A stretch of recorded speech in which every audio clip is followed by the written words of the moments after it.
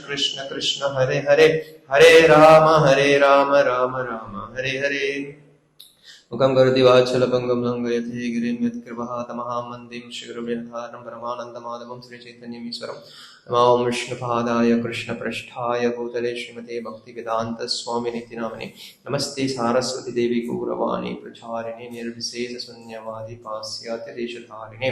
नारायणं नमस्कृत्यं नरं चैव नरोत्तमं देवीं सरस्वती व्यासं ततो जयमुदीरये।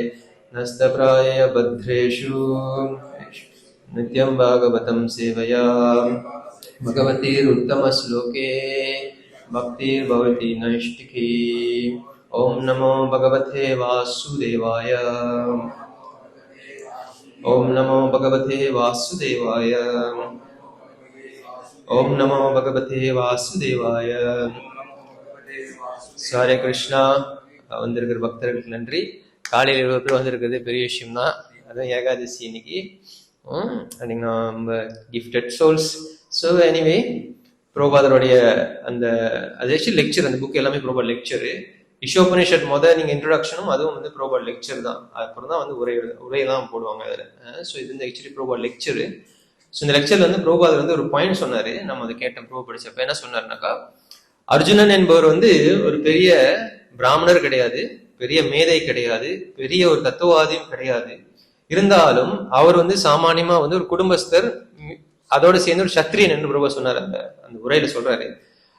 ஆனா அவருக்கு தான் பகவான் அந்த ஞானத்தை கொடுக்கிறார். ஏன்னா அவர் பகவானுடைய பக்தானாம் அபிஜானாந்தி அந்த ஸ்லோகத்துக்கு பிரபு உரை எழுதுறாரு.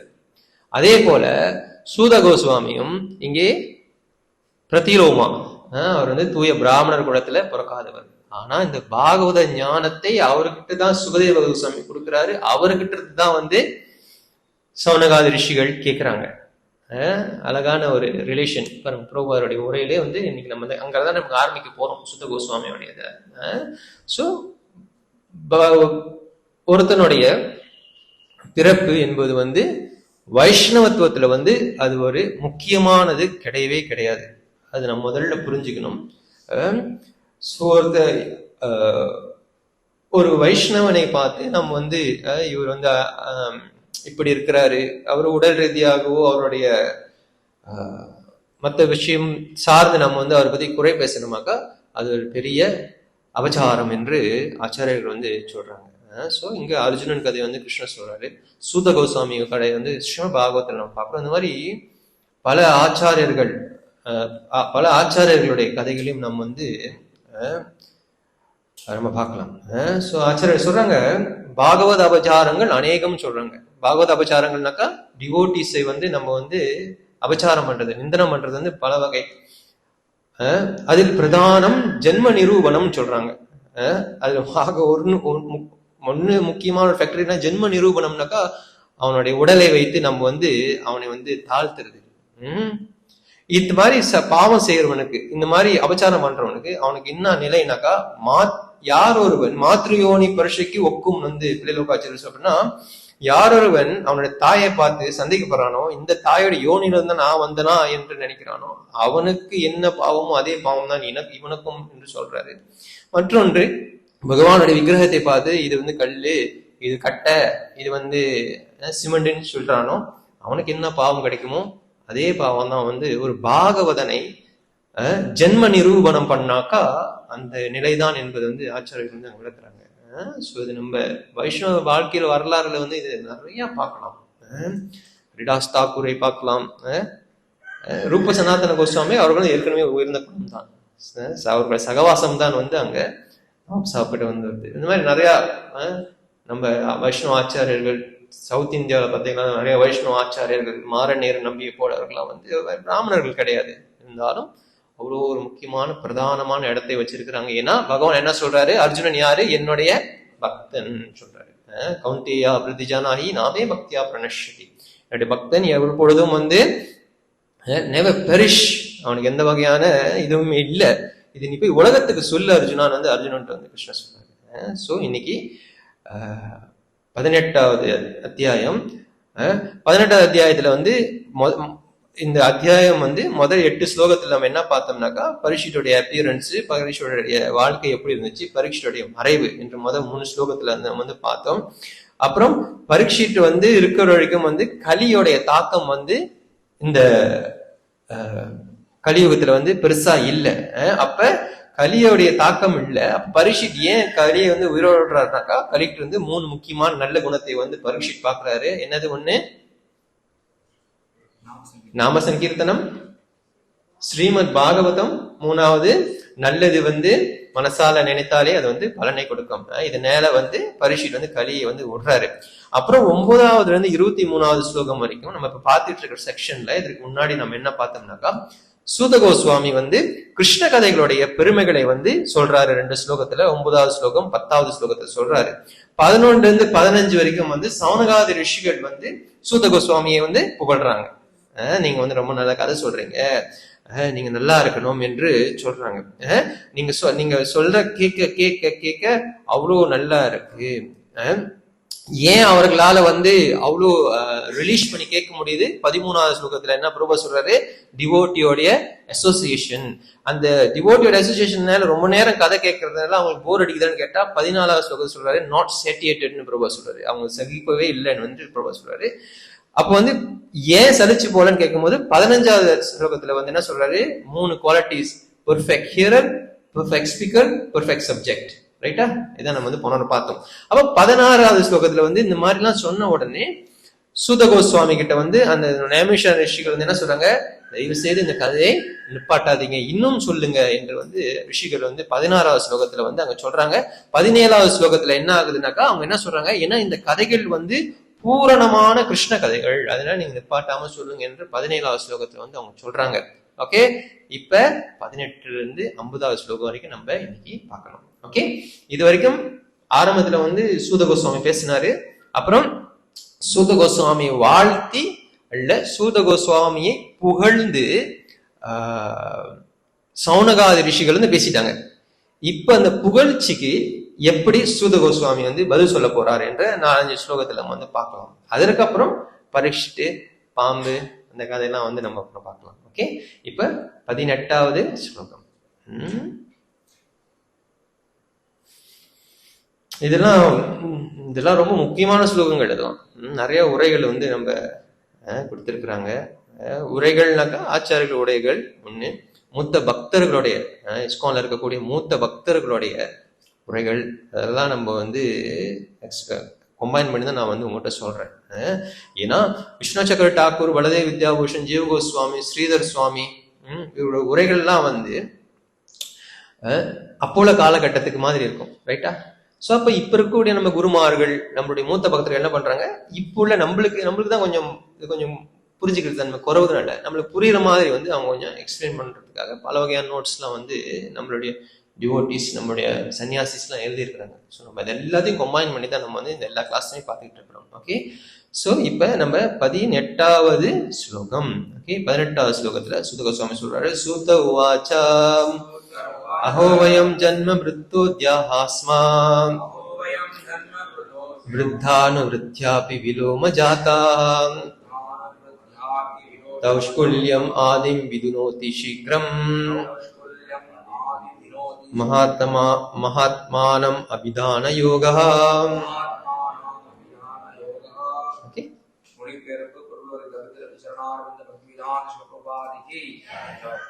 ஸ்ரீ சூத கோஸ்வாமி கூறினார், பகவானே, நாங்கள் கலப்படமான ஜாதியில் பிறந்திருந்த போதிலும் உயர்ந்த அறிவை பெற்றிருப்பவர்களுக்கு தொண்டு செய்து அவர்களை பின்பற்றுவதாலேயே பிறவி பயனை அடைந்தவர்களாகவும் இத்தகைய மகான்களுடன் உரையாடுவதாலேயே இளைய குலத்தால் ஏற்படக்கூடிய இழுக்கை ஒருவரால் உடனடியாக தூய்மைப்படுத்திக் கொள்ள முடியும்.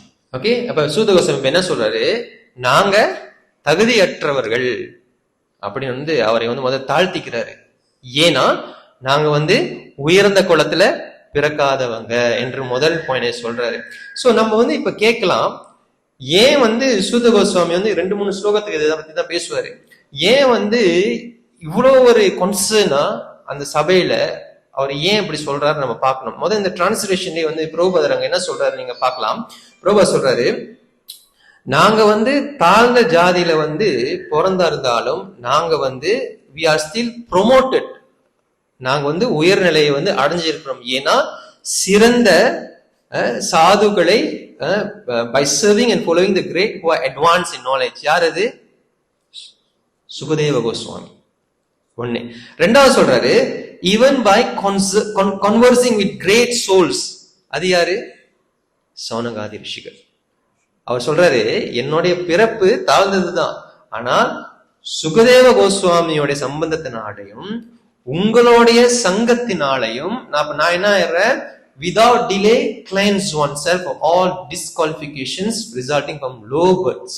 அப்ப வைஷ்ணவருடைய சங்கத்தினால எனக்கு வந்து இந்த தாழ்ந்த பிறவி என்ற அந்த நிலையிலிருந்து நான் வந்து மீள்றேன். முதல்ல சுகதேவ கோஸ்வாமி, ரெண்டாவது சௌனகாதி ரிஷிகள்.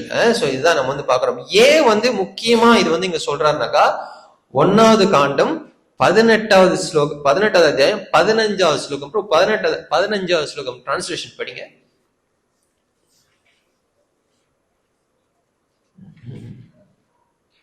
சூத கோஸ்வாமியே, பரமபுருஷர் தங்களுடைய வழிபாட்டுக்குரிய முக்கிய பொருளாக இருப்பதால் தாங்கள் சிறந்த அறிஞராகவும் பகவானின் தூய பக்தராகவும் விளங்குகின்றீர்கள். அப்ப முனிவர் என்ன சொல்றாங்க, நீங்க சிறந்த பக்தர், you are learned and pure devotee of the Lord சொல்றாங்க. அப்ப என்ன பண்றாங்க, அவங்களை விட அவரை உசத்தி பேசுறாங்க. ரைட்டா? இது 1:18-15 வந்து இது இருக்குது. அப்ப சூத கோஸ்வாமி இதை வந்து கவுண்டர் ஆக்ட் பண்றாரு. என்ன சொல்றாரு, எனக்கு தகுதியே கிடையாது. எனக்கு இந்த தகுதி எப்படி வந்துச்சு? ஒண்ணு உங்களுடைய சங்கம், இன்னொன்னு சுகதேவ கோஸ்வாமியோடைய கருணை. ஓகேயா? அது வந்து அவர் வந்து ரிஃப்யூட் பண்றாரு. அப்ப இங்க சூத கோஸ்வாமி சொல்றாரு, ஒரு சிறந்த வைஷ்ணவனுடைய தன்மையை வந்து அவர் வெளியாக்குறாரு. என்னதான் எல்லாருமே கீழே உட்கார்ந்து இருக்கிறவங்களாம் வந்து பிராமண குலத்தை சேர்ந்தவர்கள், அவர்கள் வந்து இவரை புகழ்றாங்க. அப்ப இவருக்கு இப்ப எப்படி இருக்கணும் பார்க்க போனா, இவர் முதல்ல என்ன பண்றாரு, அதை முதல்ல ரிஃப்யூட் பண்றாரு. எனக்கு எந்த வகையான குவாலிபிகேஷனுமே கிடையாது. இந்த குவாலிபிகேஷன் வந்தது காரணம் ஒண்ணு சுகதேவ கோஸ்வாமி, இன்னொன்னு நீங்களேன்னு சொல்றாரு. Perfect speaker, perfect audience. இதுதான் பெர்ஃபெக்ட் ஸ்பீக்கர். என்ன நினைப்பாரு எப்பவுமே, நான் இவ்வளவு பேசுறேன்னாக்கா இது என்னால அல்ல, குரு கிருஷ்ணாவுடைய mercy. Perfect speaker. Perfect audience கீழே உட்காந்துக்கிட்டு இவனே சரியில்லை, இவன் பேச்சை கேட்டா நம்ம உருப்பிடுமான்னு நினைக்கிறது not perfect audience. Perfect audience எப்படி இருக்குனாக்கா, இவரு பரம்பராவை ரிப்ரசென்ட் பண்ற ஒரு நபர். சோ நீங்க வந்து ஸ்ரதையா அவர் என்ன சொல்றாரோ நீங்க வந்து கேட்கணும். ஏன்னா இது பகவானுடைய ஏற்பாடு. எவ்வளவு பேர் நம்ம சென்டர் டிவோட்டிஸா இருக்காங்க, எத்தனை பேர் உட்காந்துருக்கீங்க இன்னைக்கு? இது யாருடைய சங்கல்பம்? இது வந்து பகவானுடைய சங்கல்பம். நம்ம அப்படி நினைக்கணும். இவனுக்கே தகுதி இல்லை, இவன் கிளாஸ் கொடுத்தா நான் கேட்க மாட்டேன், அந்த மாதிரிலாம் வந்து நம்ம யோசிக்க கூடாது. இன்னைக்கு யாரு கிளாஸ் கொடுக்குறான்னு டிசைட் பண்றது யாரு? ஸ்ரீமத் பாகவதம் பிரகாரம் யாரு சொல்றான்? தலைவர்லாம் அங்க இல்ல, வேலை இல்லை. உண்மையிலே யாரு? அப்பதான் ஒரு வயிற்று பிச்சுட்டு அடிக்கும், ஜேமல் மாட்டிக்குவாங்க. இந்த மாதிரி நடந்திருக்கு தானே பிரபு, நம்ம பார்த்துருக்கோம் தானே. சோ இன்னைக்கு யாரு கிளாஸ் கொடுக்கணும், யாரு பேச, யாரு டிசைட் பண்றா? கிருஷ்ண பகவான் டிசைட் பண்றாங்க. அப்ப நம்ம வேலை என்ன? உட்காந்து கேட்கறது. நீங்க இந்த இவேலுவேட் பண்ணிட்டு இருந்தீங்கன்னாக்கா நீங்க வந்து எப்படி முன்னேற முடியும்? ஏன்னா நம்ம பரம்பரா, அவங்க பரம்பரால வராங்க. ஓகே, அவங்க கூட உங்களுக்கு கருத்து வேறுபாட்டுல உங்களுக்கு வந்து ஒத்து போடலாக்கா நீங்க அவங்ககிட்ட நேரடியாவே கேட்டு கிளியர் பண்ணிக்க வேண்டியதான். இது வந்து முக்கியமான பாயிண்ட். அதான் சூத கோஸ்வாமி வந்து அங்க சொல்றாரு. அப்போ இங்க இருந்து நம்ம என்ன புரிஞ்சுக்கிறோம்னாக்கா, பிறப்பால வரக்கூடியது வந்து உண்மையான தகுதி கிடையாது. பாகவத பரம்பரை, நம்ம எல்லாருமே வந்து பாகவத பரம்பரையை ஃபாலோ பண்ணக்கூடியவர்கள். வைஷ்ணவ டிக்ஷா, பாகவத டிக்ஷான்னு 2 இருக்கு, நீங்க தெரியும். அது வந்து சின்ன வந்து போட்டிருக்காங்க. சோ நம்ம வந்து இந்த பாகவத பரம்பரை முக்கியமா சிக்ஷையை முன்னோடியாக வச்சு ஃபாலோ பண்ணக்கூடிய சம்பிரதாயம் நம்மளோட சம்பிரதாயம். ஏன்னா குரு பரம்பரையை நீங்க பார்க்கலாம். பக்தி வினோத் டாக்கூர், கோரகிருஷ்ணதாஸ் பாபாஜி மகாராஜ். கோரகிருஷ்ணதாஸ் பாபாஜியோடைய பக்தி வினோத் டாக்கூருடைய குரு வந்து பிபின் பிஹாரி கோஸ்வாமி. ஆனா நம்ம யாரு? ஜெகநாதாஸ் பாபாஜி சொல்றோம். ஏன்னா சிக்ஷா. அதே மாதிரிதான் நம்ம வந்து நம்ம பரம்பரையில் நம்ம வந்து முக்கியமா பிரதானமா சிக்ஷால தான் நம்ம வந்து நம்ம பரம்பரையை பார்க்கிறோம். சோ அதனால பாகவத பரம்பரை என்று வரும் பொழுது நம்ம வந்து இந்த உயர்சது தாழ்ந்து இதெல்லாம் நம்ம வந்து பார்க்க கூடாது. அப்ப யாரெல்லாம் பக்தராகலாம், யாரெல்லாம் சிறந்த பக்தராகலாம்? யார் வேணாலும் சிறந்த பக்தராகலாம். மனோல மாமணிகள் சொல்றாரு, மிலேச்சனும் பக்தனானான்னு சொல்றாரு. மிலேச்சல்னாக்கா 4 வர்ணத்துக்கு கீழே இருக்கிறவன். மிலேச்சனும் பக்தனானாள் அப்படின்னு சொல்றாரு. அவனும் பக்தனானாள். நிலைமை எப்படி இருக்கு? பிரபுபாதர் உறுதி பண்றாரு. ஆனா இது வந்து ஏற்கனவே 1000 வருஷத்துக்கு முன்னாடியே வந்து ஆச்சாரம் எழுதுறாங்க, மிலேச்சனும் பக்தன். அப்ப மிலேச்சன் பக்தன் நம்ம வந்து எங்கேயாச்சும் ஒண்ணுதான் பாக்குறோம். பிரபுபாதர் வந்து எல்லாத்தையும் பக்தராக்கி விட்டாரு. அப்ப மனோல மாமணிகள் அங்க எழுதுறாரு, ஆச்சாரிய உரையில சொல்றாரு, மிலேச்சனும் பக்தனானால் அப்படி எடுக்கிறாரு. அப்படி என்ன ஆகுது? அப்ப அங்க வந்து அழகிய மனோல பிரம்ம நாயனார் சொல்றாரு, ஒரு பக்தன் அவன் எந்த ஜாதியில் இருந்தாலும் அவன் வந்து கிருஷ்ண பக்தன் ஆயிட்டுனாக்கா உயர் சாதியில் இருக்கிறோம் அவனுக்கு சேவை பண்ணன்னு சொல்றாரு. 5வரில் 4வரில் முப்பட்டவர்கள் சந்தேகியாமல் புரோடாசமாக செய்த புத்த கிருத்தியமும் புஷ்ப தியாக போக மண்டபங்களில் பனிப்பூவும் ஆலவட்டமும் வீணையும் கையுமாக அந்தரங்கருக்கு முடிமன்னவரும் வைதிகோத்தமரும் மகாமுனிவரும் அனுவர்த்திட்ட கிரமமும் சொல்றாரு. என்ன சொல்றாரு? 5வரில் 4வரில் 3வரில் 5 பேரு யாரு? பாண்டவர்கள் யுதிஷ்டிரர். 5வரில் 4வரில் 3வரில் முப்பட்டவர்கள்னா இந்த 3 பேத்துல தலைமையானவர்கள். அப்ப பாண்டவர்கள் யாரு தலைமையானவரு? யுதிஷ்டிரர். யுதிஷ்டிரர் யாருக்கு புத்த கிருத்தியம் செய்யறாரு? யாரு கடைசி கடையும் செய்யறாரு? இல்ல, விதுரருக்கு. நீங்க 5வரில் விதுரர் வந்து உயர் சாதி கிடையாது. அவர் வந்து 4வரில் ராமர், லக்ஷ்மண, பரத, சத்ருகனர். 4வரில் முன்னவர் யாரு? ராமர் யாரு கடைசி காரியம் செய்யறாரு? ஜட்டாயு செய்யறாரு. ரைட்டா? 5வரில் 4வரில் 3வரில்னாக்கா பெரிய நம்பி, 3 நம்பிகள் அவங்களை பத்தி தான் வந்து சொல்றாங்க. அந்த 3 நம்பிகள்ல வந்து பெரிய நம்பி தான் வந்து தலைமையானவர். அவர் வந்து யாரு கடைசி காரியத்தை செய்யறா? மாரநேர் நம்பிக்கை செய்யறாரு. அவரு வைஷ்ணவனே கிடையாது. அது வந்து ஆளவந்தார் பிரபுபாருக்கு அடிக்கடி இந்த கொட்டேஷன் சொல்லுவாரு, யமுனாச்சாரிய கொட்டேஷன் சொல்லுவாரு. அந்த ஆளவந்தார் வந்து ஒரு நாள் வந்து அந்த சவுத் இந்தியாவில வந்து அப்படியே அந்த வயலோரமா நடந்து போகும் பொழுது அப்படியே கொஞ்ச நேரம் வெயில்ல ரெஸ்ட் பண்றாரு. ரெஸ்ட் பண்ணும் பொழுது அங்க விவசாயிகள்லாம் வேலை செஞ்சுக்கிட்டு இருக்கிறாங்க. அங்க வேலை செஞ்சுக்கிட்டு இருக்கும்போது மண்டையை புழக்குது. ஒட்டே தாகமெல்லாம் அப்படியே இருக்குது. அப்ப அங்க ஒரு ஒரு விவசாயி வந்து அவர் பாக்குறாரு. என்ன பண்றாரு? ஒரே தாகம் அவருக்கு, வேலை செஞ்சு கீழே அந்த வயல்ல இருக்கக்கூடிய அந்த தண்ணீரை எடுத்து குடிக்கிறாரு. குடிக்காத என்ன சொல்றாரு? சர்வம் கிருஷ்ணார்பணம் குடிக்கிறாரு. அப்ப ஆளவந்தார் சொல்றாரு, இவன் தாண்டா சிறந்த வைஷ்ணவன் சொல்றாரு. இன்னைக்கும் நீ ஸ்ரீரங்கத்துக்கு போனீங்கன்னா கோயிலுக்கு தாயார் சன்னதிக்கு பின்னாடி பெரிய நம்பிகளுடைய வீடு வந்து அங்க இருக்கு. அது ஆக்சுவலி வந்து ஆரம்பத்துல ஆளவந்தார் யமுனாச்சாரியருடைய ஆசிரமம். அதுதான் அங்கதான் வந்து ஒரு கிளாஸ்ல நடத்தினாரு. மாரநேர் நம்பி வந்து தாழ்த்த ஜாதியில பிறந்தவர். அவர் வந்து யாருமே உங்களுக்கு சேர்க்க மாட்டாங்க அவரை. அப்ப அவர் என்ன பண்றாரு? யமுனாச்சாரியரு மாரநேர் நம்பிக்கு வந்து ரொம்ப ஆசை, ஆச்சாரியன் கிளாஸ் எடுத்து நான் வந்து போய் பார்க்கணுமே. பில்டிங் எல்லாம் கட்டிட்டாங்க. பில்டிங் கட்டணும், முதல்ல என்ன பண்ணணும்? பில்டிங் கட்டி முடிஞ்சா என்ன பண்ணணும்? முதல்ல கிரக பிரவேசம் பண்ணணும், நாம சங்கீர்த்தனம் பண்ணணும், எல்லாமே பண்ணணும். அது மறுநாள் நடக்க போகுது. மாரநேர் நம்பி முதல் நாளே வந்து போறாரு, போய் அந்த பில்டிங் எல்லாம் பாக்குறாரு. ஏன்னா மத்தவங்களுக்கு பண்ணதான் இவனுக்கு குறை பேசுவானுங்களே. இப்ப இல்ல, அப்ப இருந்தே இருக்கானுங்க அந்த மாதிரி கூட்டங்கள். அப்ப முதல் நாளே வந்து எல்லாம் போயிட்டு பிரணாமம் எல்லாம் பண்ணிட்டு மறுநாள் விழாவுக்கு வந்து அவர் போல. அப்ப ஆளவந்தார் சொல்றாரு, கிரகபிரவேசம் அங்க வந்து பகவானுடைய பிரவேசம் வந்து நடக்கும்போது சொல்றாரு, பிரவேசம் தேவையில்லை, இந்த இடம் நேத்தி தூய்மை அடைஞ்சிட்டு சொல்றாரு. ஏன்? மாரநேர் நம்பியோட கால் பட்டுங்க. சோ இதுல இருந்து நம்ம என்ன பாக்குறோம்? குலம் என்பது வந்து வைஷ்ணவ பரம்பரையில ஆச்சாரியர்கள் வந்து அதை பார்க்கவே கிடையாது. 5வரில் 4வரில் 3வரில் முப்பட்டவர்கள் சந்தேகியாம புரோடாசமாக செய்த பிருத்தகிருத்தியம். இந்த 3 பேரும் வந்து இறந்தவர்களுக்கு வந்து சந்தேகியாமல், எந்த வகையான சஞ்சலமும் இல்லாமல் கடைசி காத்து செய்யறாங்க. ராமர் ஜடாயுக்கு செய்யறாரு. ஜடாயு என்ன மனுஷனா? இல்ல, அது அடுத்து என்ன சொல்றாங்க, புஷ்ப தியாக போக மண்டபங்களில் பனிப்பூவும் ஆலவட்டம் வீணையும் கையுமாக அப்படின்னு சொல்றாங்க. அப்ப இது வந்து 3 திவதேசத்துல சேவை பண்ண சிறந்த பிராமணர்கள். புஷ்ப ஸ்ரீரங்கம், தியாக காஞ்சிபுரம், போகம் வந்து புஷ்பம் வந்து திருமலை, தியாக மண்டபம் வந்து காஞ்சிபுரம், போக மண்டபம் ஸ்ரீரங்கம். அப்ப அங்க சேவை பண்ண ஒரு சிறந்த வைஷ்ணவர், இங்க சேவை பண்ண ஒரு சிறந்த வைஷ்ணவர், 3 பேரும் உயர்ந்த பிராமணர்கள். யாரு? சுவாமி ராமானுஜர் ஒண்ணு, அப்புறம் வந்து காஞ்சிபுரத்துல வந்து காஞ்சிபுரத்துல வந்து திருக்கட்சி நம்பிகள் வந்து சேவை பண்றாரு. திருமலையில வந்து குறும்பரத்தை நம்பி சேவை பண்றாரு. ஸ்ரீரங்கத்துல வந்து திருப்பானாழ்வார் சேவை பண்றாரு. 3 பேர் பிராமணர்கள் கிடையாது. அவர்களுக்கு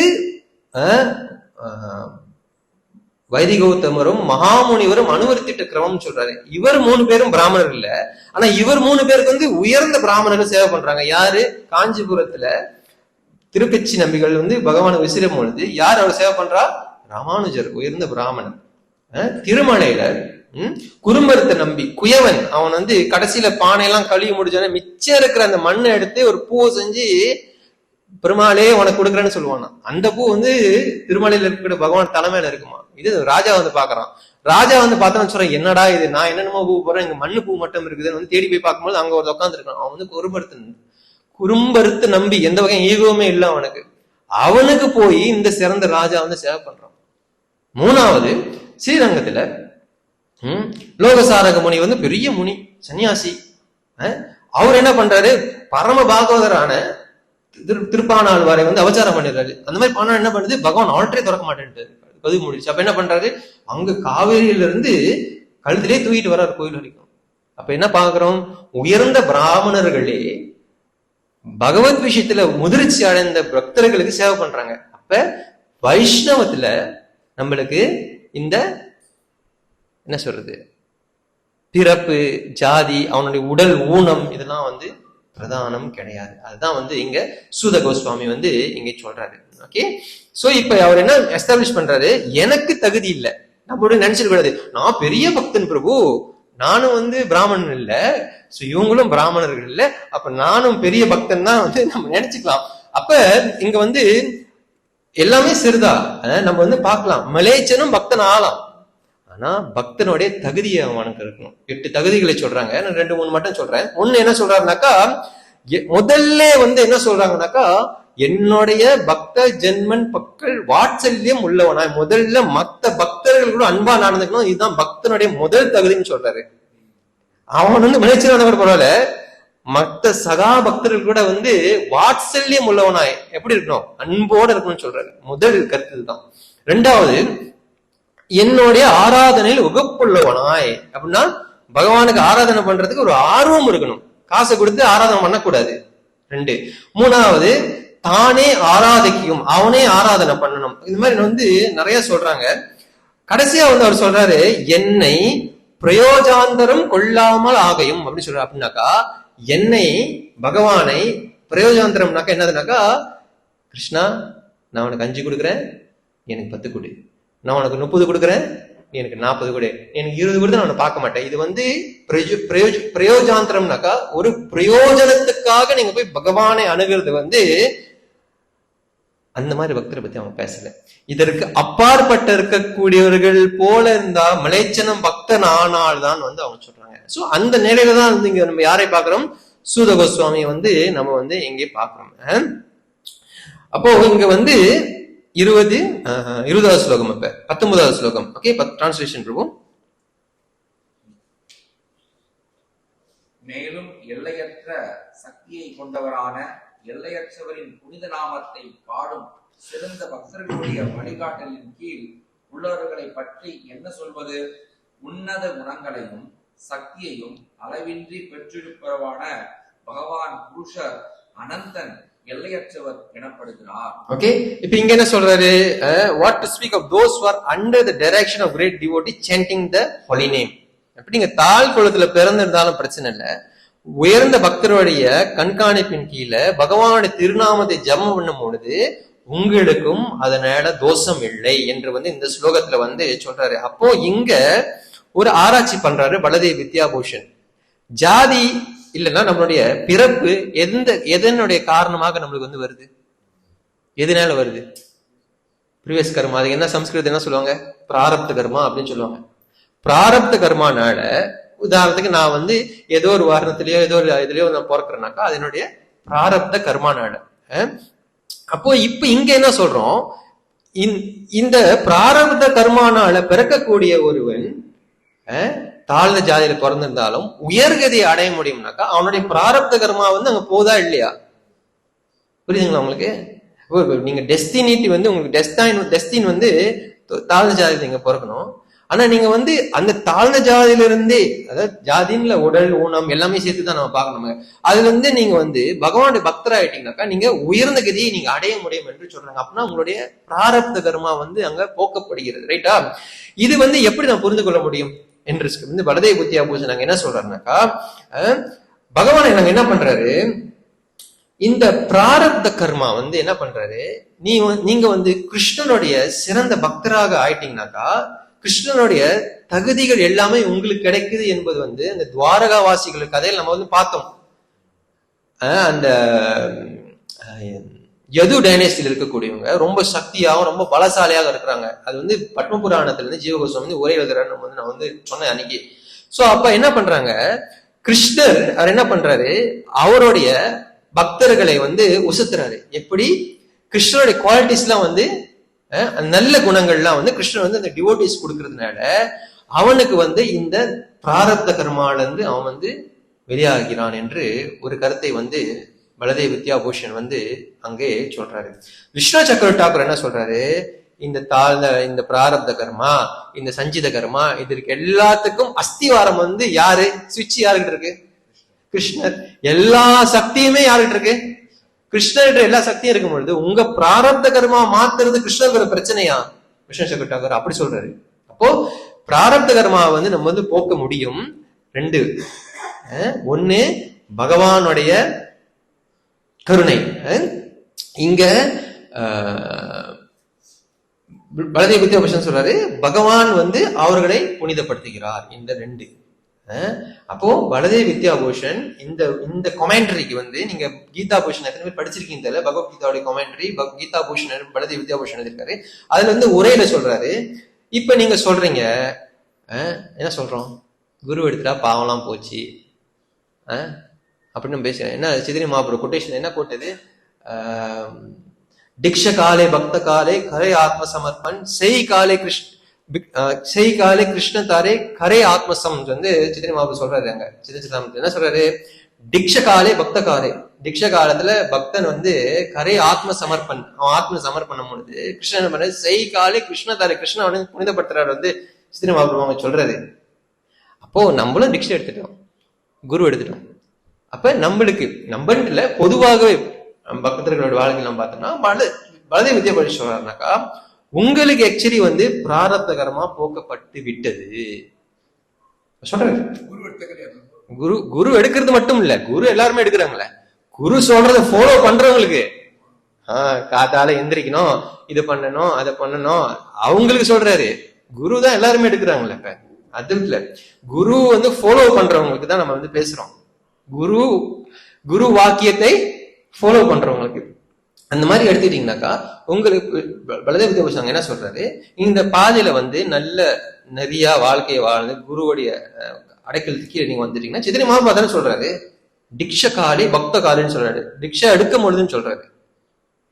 அப்போ பலதேவ வித்யாபூஷன் என்ன சொல்றாருனாக்கா, ஏன் வந்து உங்களுக்கு பிராரப்த கர்மா இல்ல, நம்மளுக்குன்னு இல்ல, இந்த மாதிரி பக்தர்களுக்கு வந்து பிராரப்த கர்மா இல்ல, அப்புறம் ஏன் கிருஷ்ணன் நீங்க வந்து வச்சு கஷ்டப்படுத்துற மாதிரி உங்களுக்கு தெரியுது? மற்றவர்களுக்கு ஆச்சரதி சிரேஷ்டர் தத்தத் ஏவிதருஜனா சயத் பிரமாணம் குருதி லோகஸ்தத் அனுவர்த்தி, மற்றவர்களுக்கு ஒரு உதாரணம், கஷ்டத்திலையும் இவன் கிருஷ்ணரை மறக்க மாட்டான் என்று மற்றவர்கள் முன்னோடியாக இருக்க வேண்டும் என்ற காரணத்தினால்தான் தூய பக்தர்கள் இங்க அந்த மாதிரி ஒரு பேஸ்டைம் எக்ஸிபிட் பண்றாங்களே தவிர அது பிராரப்த கர்மா கிடையாது. இது நம்ம மழையில ஏத்திக்கணும். அந்த குருமார்கள் கவலைப்படுறத பார்த்து நம்ம சொல்லிடுவோம் உடனே, இது கர்மா மட்டும் இல்ல, ஆச்சாரியர் உரை வந்து இதுதான். என்ன சொல்றாரு? பிராரப்த கர்மா கிடையாது. நல்லா பயிற்சி பண்ற பக்தர்கள் அவங்களுடைய வாழ்க்கையுடைய சாவி யாருகிட்ட இருக்கு? கிருஷ்ணர்கிட்ட இருக்கு. கிருஷ்ணரை நீங்க முழுசா நீங்க நம்பிட்டீங்கன்னா பிரபு, கஷ்டம் வந்தாலும் நஷ்டம் வந்தாலும், பக்தி டாக்கர் சொல்றாப்புல, நல்லதோ கெட்டதோ, லாபமோ கஷ்டமோ, எதிலுமே என்னோட ஸ்மரணை வேணும் வந்து பக்தி டாக்கர் சொல்றாரு அவருடைய பாடல்ல. அந்த மாதிரி நீங்க வாழ்ந்தீங்கன்னா எல்லாமே under the protection of Krishna. அப்போ நம்ம என்ன பண்ண மாட்டோம், நம்ம வந்து பிரயோஜாந்தரணும், அதாவது பகவானை நோக்கி எதுக்குமே வரமாட்டேன்னு அவருக்கு தெரியும். உங்களுக்கு கஷ்டத்தை கொடுத்தாலும் நம்ம அப்ப என்ன நினைப்போம்? கிருஷ்ணன் நம்மளை பக்குவப்படுத்துறார். சந்தோஷமா கொடுத்தா என்ன நினைப்போம்? கிருஷ்ணனுடைய பிளெஸிங் அப்படின்னு நம்ம வந்து நினைச்சுக்குவோம். அப்போ பலதேவ வித்யாபுருஷன் என்ன சொல்றாரு, ஏன் நம்ம இவ்வளவு பேசுறோம்னாக்கா, சூத கோஸ்வாமிக்கு பிராரப்த கர்மனா இல்ல, ஏன்னா அவர் உரை எழுதுறாரு அப்படிதான். ஏன்னா பகவானுடைய கருணை. விஷ்ணு சங்கர் டாகூர் சொல்றாரு, பகவானுக்கு அன்லிமிட்டெட் சக்திஸ் இருக்குது. அது இதெல்லாம் வந்து போக்குறதுக்கு அதுக்கு வந்து ஒரு விஷயமே கிடையாது.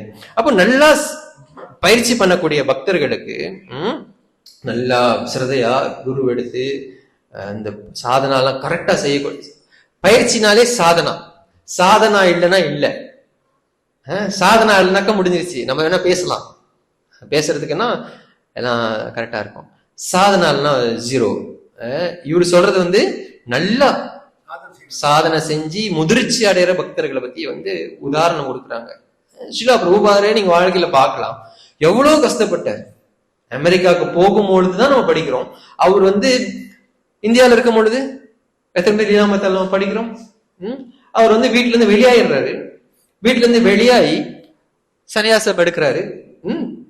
சன்னியாசம் வந்து கேசவ பாரதி மகாராஜ் கிட்ட தான் வந்து அவர் வந்து சன்னியாசத்தை வந்து எடுக்கிறாரு. சன்னியாசம் எடுக்கிறதுக்கு முன்ன அவர் வந்து ஒரு மடத்துல போயிட்டு பிரச்சாரம் பண்றதுக்காக வந்து அங்க போறாரு. அங்க அவருக்கு வந்து ஒரே ஒரு துணிதான் இருந்துச்சான். பிரபுபாதருடைய வாழ்க்கை ஒரே ஒரு துணிதான் இருந்துச்சான். அப்ப அவர் சொல்றாரு, எனக்கு அவருடைய காட்பாதருக்கு லெட்டர் எழுதுறாரு, எனக்கு பிரச்சாரம் பண்றது கூட சங்கோஜமா இருக்கு, எனக்கு மாற்று சட்டை கூட எனக்கு இல்ல, எனக்கு சட்டை வாங்கி கொடுன்னு கேட்கிறாரு. பிரபுபாதர் எவ்வளவு பேர்பட்ட பெரிய மகாத்மா அவர் வந்து பிரபுபாதர். அவர் வசதி பிரபு. அவர் வந்து அந்த பார்மட்டிக்கல் மெடிசன் செய்யும் பொழுது நீங்க படிக்கலாம், பெரிய கார் வச்சிருக்க, அந்த இடத்துல யாருக்கும் அந்த கார் இல்ல, அந்த மாதிரி எல்லாம் வாங்குவார் பிரபுபாதர். கிருஷ்ணன் என்ன பண்றாரு, ஒன்னொன்னா பிரபுபாதர் கேட்கிறாரு, வாய்ப்பு கிட்ட என்ன கேட்கிறாரு, டீ யோமி. வாய்ப்பு என்ன சொல்றாங்க, டீ. சரி நான் கிளம்புறேன். என்ன பண்றாரு, கிளம்புறாரு. இதுதான் இந்த மாதிரியோடைய உதாரணங்களை தான் நம்ம வந்து இங்க ஆச்சாரியர்கள் வந்து எடுக்கிறாங்க. அடுத்து 20வது ஸ்லோகம் டிரான்ஸ்லேஷன். அவர் பரமபுருஷர் எல்லையற்றவராயினும் அவருக்கு இணையானவர் யாரும் இல்லை என்றும் இப்பொழுது தீர்மானிக்கப்பட்டுள்ளது. எனவே யாராலும் அவரை பற்றி போதுமான அளவு விவரிக்க முடியாது. பிரார்த்தனைகள் செய்தும் ஸ்ரீதேவியான லக்ஷ்மியின் அனுகிரகத்தை சக்தி வாய்ந்த தேவர்களால் அடைய முடியவில்லை.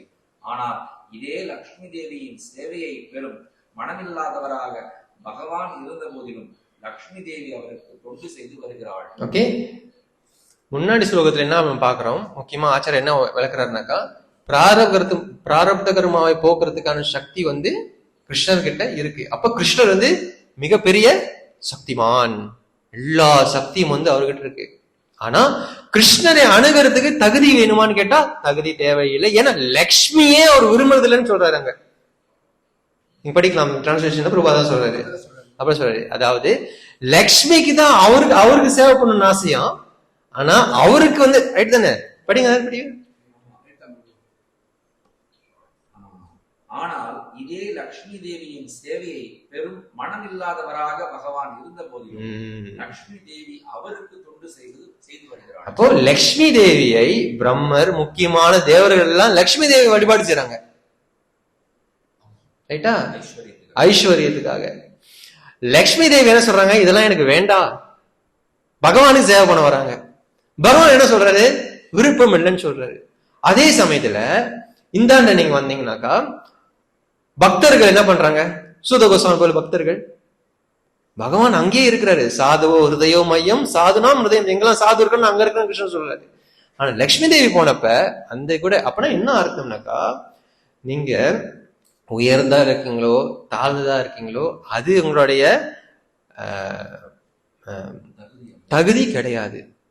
தூய பக்தி தான் கிருஷ்ணரை அணுகக்கூடிய தகுதி. ஏன்னா முன்னாடி அத்தியாயங்கள்ல 17வது 16வது அத்தியாயம் நினைக்கிறேன், பூமி தேவியும் பரிஷிட்டும் அந்த காலையும் பேசும் பொழுது அந்த பூமி தேவி அப்ப அங்க என்ன சொல்றாங்கன்னாக்கா,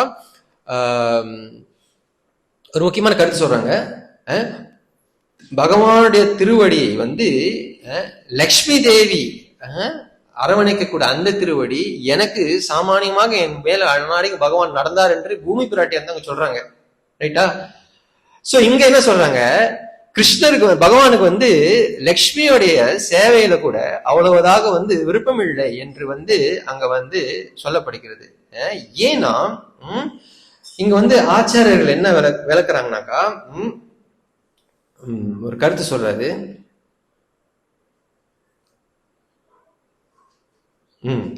Lakshmi attracted the qualities of the Lord. No one is equal to him. அப்ப இந்த லக்ஷ்மி என்பவங்க வந்து பகவானுடைய சேவையில வந்து ஆசைப்பட்டு பகவானுக்கு பக்கம் போறாங்க. ஆனா உண்மையிலே லக்ஷ்மி என்பவர்கள் வந்து மெட்டீரியல் ஆப்புலன்ஸோடைய இருப்பிடம். அதனால பகவானுக்கு அங்க விருப்பம் இல்லை என்று ஒரு கருத்து எழுதுறாங்க. புரியுதுங்களா? அதற்காக அவங்கள தாழ்த்தி சொல்லல, புரியறதுக்காக. தேவர்கள் எல்லாம் வழிபாடு செய்யக்கூடிய லக்ஷ்மி, அந்த லக்ஷ்மி கிருஷ்ணரை அணுகுறாங்க. பகவானை அணுகும் பொழுது பகவானுக்கு வந்து அதுல பெருசா ஒரு நாட்டம் இல்லை. ஆனா சாமானியமான எலும்பன் ஜகாய் மாதாவை போல இருக்கக்கூடிய போய் அணுகும் பொழுது பகவான் அந்த சேவையை ஏத்துக்கிறாரு. அதுதான் வந்து இங்க வந்து விளக்குறாங்க அவங்க வந்து. அடுத்து 21. பகவான் ஸ்ரீ கிருஷ்ணரை தவிர வேறு யாரால் பரம புருஷர் என்று பெயருக்கு தகுதி உடையவராக இருக்க முடியும்? சிவபெருமானை வணக்கத்துடன் வரவேற்று உபசரிப்பதற்காக பிரம்மதேவர் பகவானின் பாத நகங்களிலிருந்து வெளிப்படும் நீரை சேகரித்து அவருக்கு கொடுத்தார். இதே நீர் கங்கை சிவபெருமான் உட்பட முழு பிரபஞ்சத்தை தூய்மைப்படுத்துகின்றது. ஓகே, அப்ப என்ன சொல்றாங்க, பகவானுடைய திருவடியுடைய பெருமையை சொல்றாங்க. பகவான் who can worthy the name of, யாருக்கு கிருஷ்ணரை தவிர முழு முதற் கடவுள் என்று பெயரை சூட்ட முடியும் என்று சூதகோசாமி சொல்றாரு. ரைட்டா? அது சொல்றாரு. பிரம்மா வந்து அவருடைய பகவானுடைய திருப்பாதத்தை கழுவி அந்த கங்கையை வந்து புனிதப்படுத்துறாரு. இந்த உலகத்தையே வந்து புனிதப்படுத்துறாங்க, இன்க்ளூடிங் லார்ட் சிவா. ஏன்னா அந்த பகவானுடைய காலில இருந்து வரக்கூடிய நீர் புனிதம் அடைந்து சிவபெருமானுடைய தலையில பட்டு வரதுனால சிவபெருமானியம் வந்து அந்த கங்கை வந்து தூய்மைப்படுத்தப்படுகிறது என்று சொல்லப்படுகிறது. அப்போ இங்க வந்து நீங்க பார்க்கலாம், இந்த உலகத்துல முகுந்தன் என்ற பேரு கிருஷ்ணருக்கு தவிர வேற யாருக்குமே இல்லைன்னு வந்து பலதேவ வித்யாபூஷன் சொல்றாரு. அப்படின்னாக்கா நம்மளை எல்லாம் காப்பாற்ற கூடியவர்கள் முகுந்தன்னாக்கா மோட்சத்தை அளிக்கக்கூடியவன் முகுந்தன் என்று ஒரு பெயர் அவருக்கு வந்து. அப்ப இந்த உலகத்துல நம்ம எல்லாருக்கும் நல்கதி கொடுக்கறதுக்கு கிருஷ்ணரை தவிர வேற யாரும் கிடையாது என்று இங்கே ஆச்சாரியர்கள் வந்து விளக்குறாங்க. அடுத்து 22. பரமபுருஷரான ஸ்ரீ கிருஷ்ணரிடம் பற்று கொண்டுள்ள தன்னடக்கம் உள்ளவர்களால் பௌதீக பற்று, ஸ்தூல உடல் மற்றும் சூட்சும மனம் ஆகியவற்றை கொண்ட உலகை திடீரென கைவிட்டு எதனால் அகிம்சையும் பற்றின்மையும் பெற முடியுமோ அத்துறவு வாழ்வு மிக உயர்ந்த பூர்ணத்துவத்தை அடைய முடியும். இங்க என்ன சொல்றாங்கன்னாக்கா, துறவு வாழ்க்கையை திடீரென்று அடைய முடியும்னு சொல்றாரு. அவங்க ஒரு வார்த்தையை வந்து பயன்படுத்துறாங்க, சஹசா. ரைட்டா? என்ன போட்டிருக்காங்க? சஹசா என்ற அந்த சமஸ்கிருத வார்த்தையை நீங்க பார்க்கலாம். திடீரென்று. அப்ப இங்க என்ன சொல்றாங்க, திடீரென்று இந்த பௌதீக பற்றிலிருந்து நம்ம வந்து உடனடியாக வந்து தூய்மை அடைய முடியும். ரைட்டா? யார் உதாரணம் இதுக்கு? யாருக்கு ஞாபகம் இருக்கு? திடீர் என்று ராஜா வேஷத்தை கலைச்சி துறவு வேஷத்தை ஒண்ணு உடனடியா போட்டு வந்தாரு. இல்ல, இன்னும் பரிசு கதைக்கு நம்ம போல, துருவ கதைலாம் வரல. நம்ம இன்னும் நான் வந்து நம்ம பேசின கதை தான். துருவெல்லாம் விட்டுருங்க, துருவெல்லாம் கூப்பாடு வருவாரு. இல்ல, பெரிய ராஜா திடீர்னு கிருஷ்ணர் கிளம்பிட்டாருன்னு சொன்ன உடனே குளத்தை மாட்டி குடும்பம் கிளம்புது. யுதிஷ்டிர மகாராஜா இங்க எக்ஸாம்பிள் எடுக்கிறாங்க, அந்த எக்ஸாம்பிள் இங்க காமிக்கிறாங்க. திடீர்னு உங்களுக்கு துவக்க முடியாது பிரபு, சூத கோஸ்வாமி பரவாயில்ல பிரபு, அவர் சாமியார் பிரபு. இல்லப்பா, யுதிஷ்டிர மகாராஜா ஏற்கனவே பண்ணிட்டாருப்பா, அததான் இங்க அவர் எடுத்து காமிக்கிறாரு. திடீர் என்று பகவான் தாமரை திருவடி மேல் பற்று இருந்துச்சுன்னா திடீர் என்று நீங்க எல்லாத்தையுமே கைவிட முடியும் என்று இங்கே சொல்றாங்க. ஓகே, அடுத்து 23.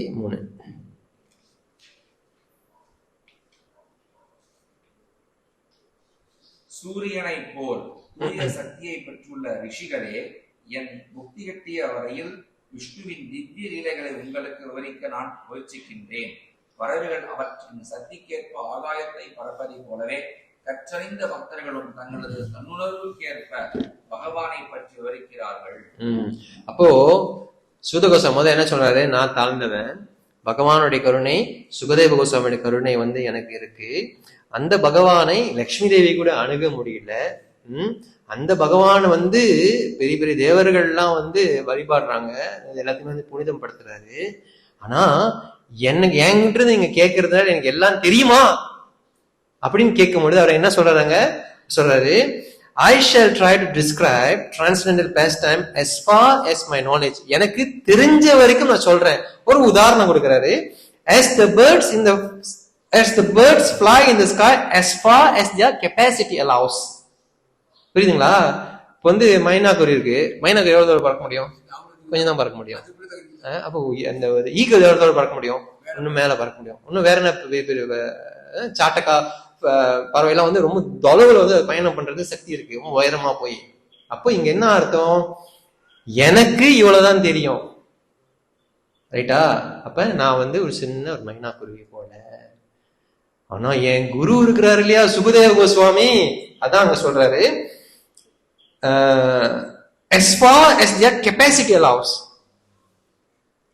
ஒரே பாகவதம் ஸ்லோகத்தை 10 பேர் 10 வகையான ஆழ்ந்த கருத்தை சொல்ல முடியும். அப்ப எப்படி அது வருது, அவங்களோட ரெக்கை எப்படி இருக்குதோ அப்படிதான் அது வேலை செய்யும். திடீர்னுலாம் ரெக்கை முளைக்காது, புரியுதுங்களா உங்களுக்கு? சோ என்ன சொல்றாரு, எனக்கு இவ்வளவுதான் தெரியும், ஆனா என்னுடைய ஆச்சாரியன் சுகதேவ கோஸ்வாமி இருக்கிறாரு இல்லையா, ஏன்னா அவர் சொல்லலாம் இல்லையா, இல்ல யாராலையும் பேச முடியாதுப்பா கிருஷ்ணரை பத்தி சொல்லலாம் தானே. ஏன்னா பெருமாள் அப்படிதான் சொல்லுவாங்க, எல்லாம் கிருஷ்ணரை பத்தி யாரும் பேச முடியாது. ஐயோ ஒரு கடல், நான் ஒரு சின்ன ஒரு ஒரு நீர் துளி அப்படின்னு எல்லாரும் சொல்லுவாங்க. ஆனா இவர் அப்படி சொல்லல. என்ன சொல்றாரு, எனக்கு இவ்வளவுதான் தெரியும், ஆனா என்னுடைய ஆச்சாரியனுக்கு இன்னும் அதிகமா பறக்கிற சக்தி இருக்குன்னு சொல்ற. ஏன் இந்த செக்ஷன் எப்படி வருதுன்னா, அவருடைய தகுதியற்ற நிலைமையை பேசிக்கிட்டே வராரு. திடீர்னு சொல்ல முடியாது, யாருக்குமே தகுதின்னு சொல்ல முடியுமா? முடியாது. அப்ப அவர் என்ன சொல்றாரு, என்னுடைய ஆச்சாரியனான சுகதேவ கோஸ்வாமி அவர் இன்னும் உயரமா பறக்கிறதுக்கு நிறைய வாய்ப்புகள் இருக்கு. ஆனா எனக்கு என்னுடைய கெப்பாசிட்டி இவ்வளவுதான். இது நம்ம பார்த்து புரிஞ்சுக்கணும் இந்த ஸ்லோகத்துல ஓகே. இது 23 23.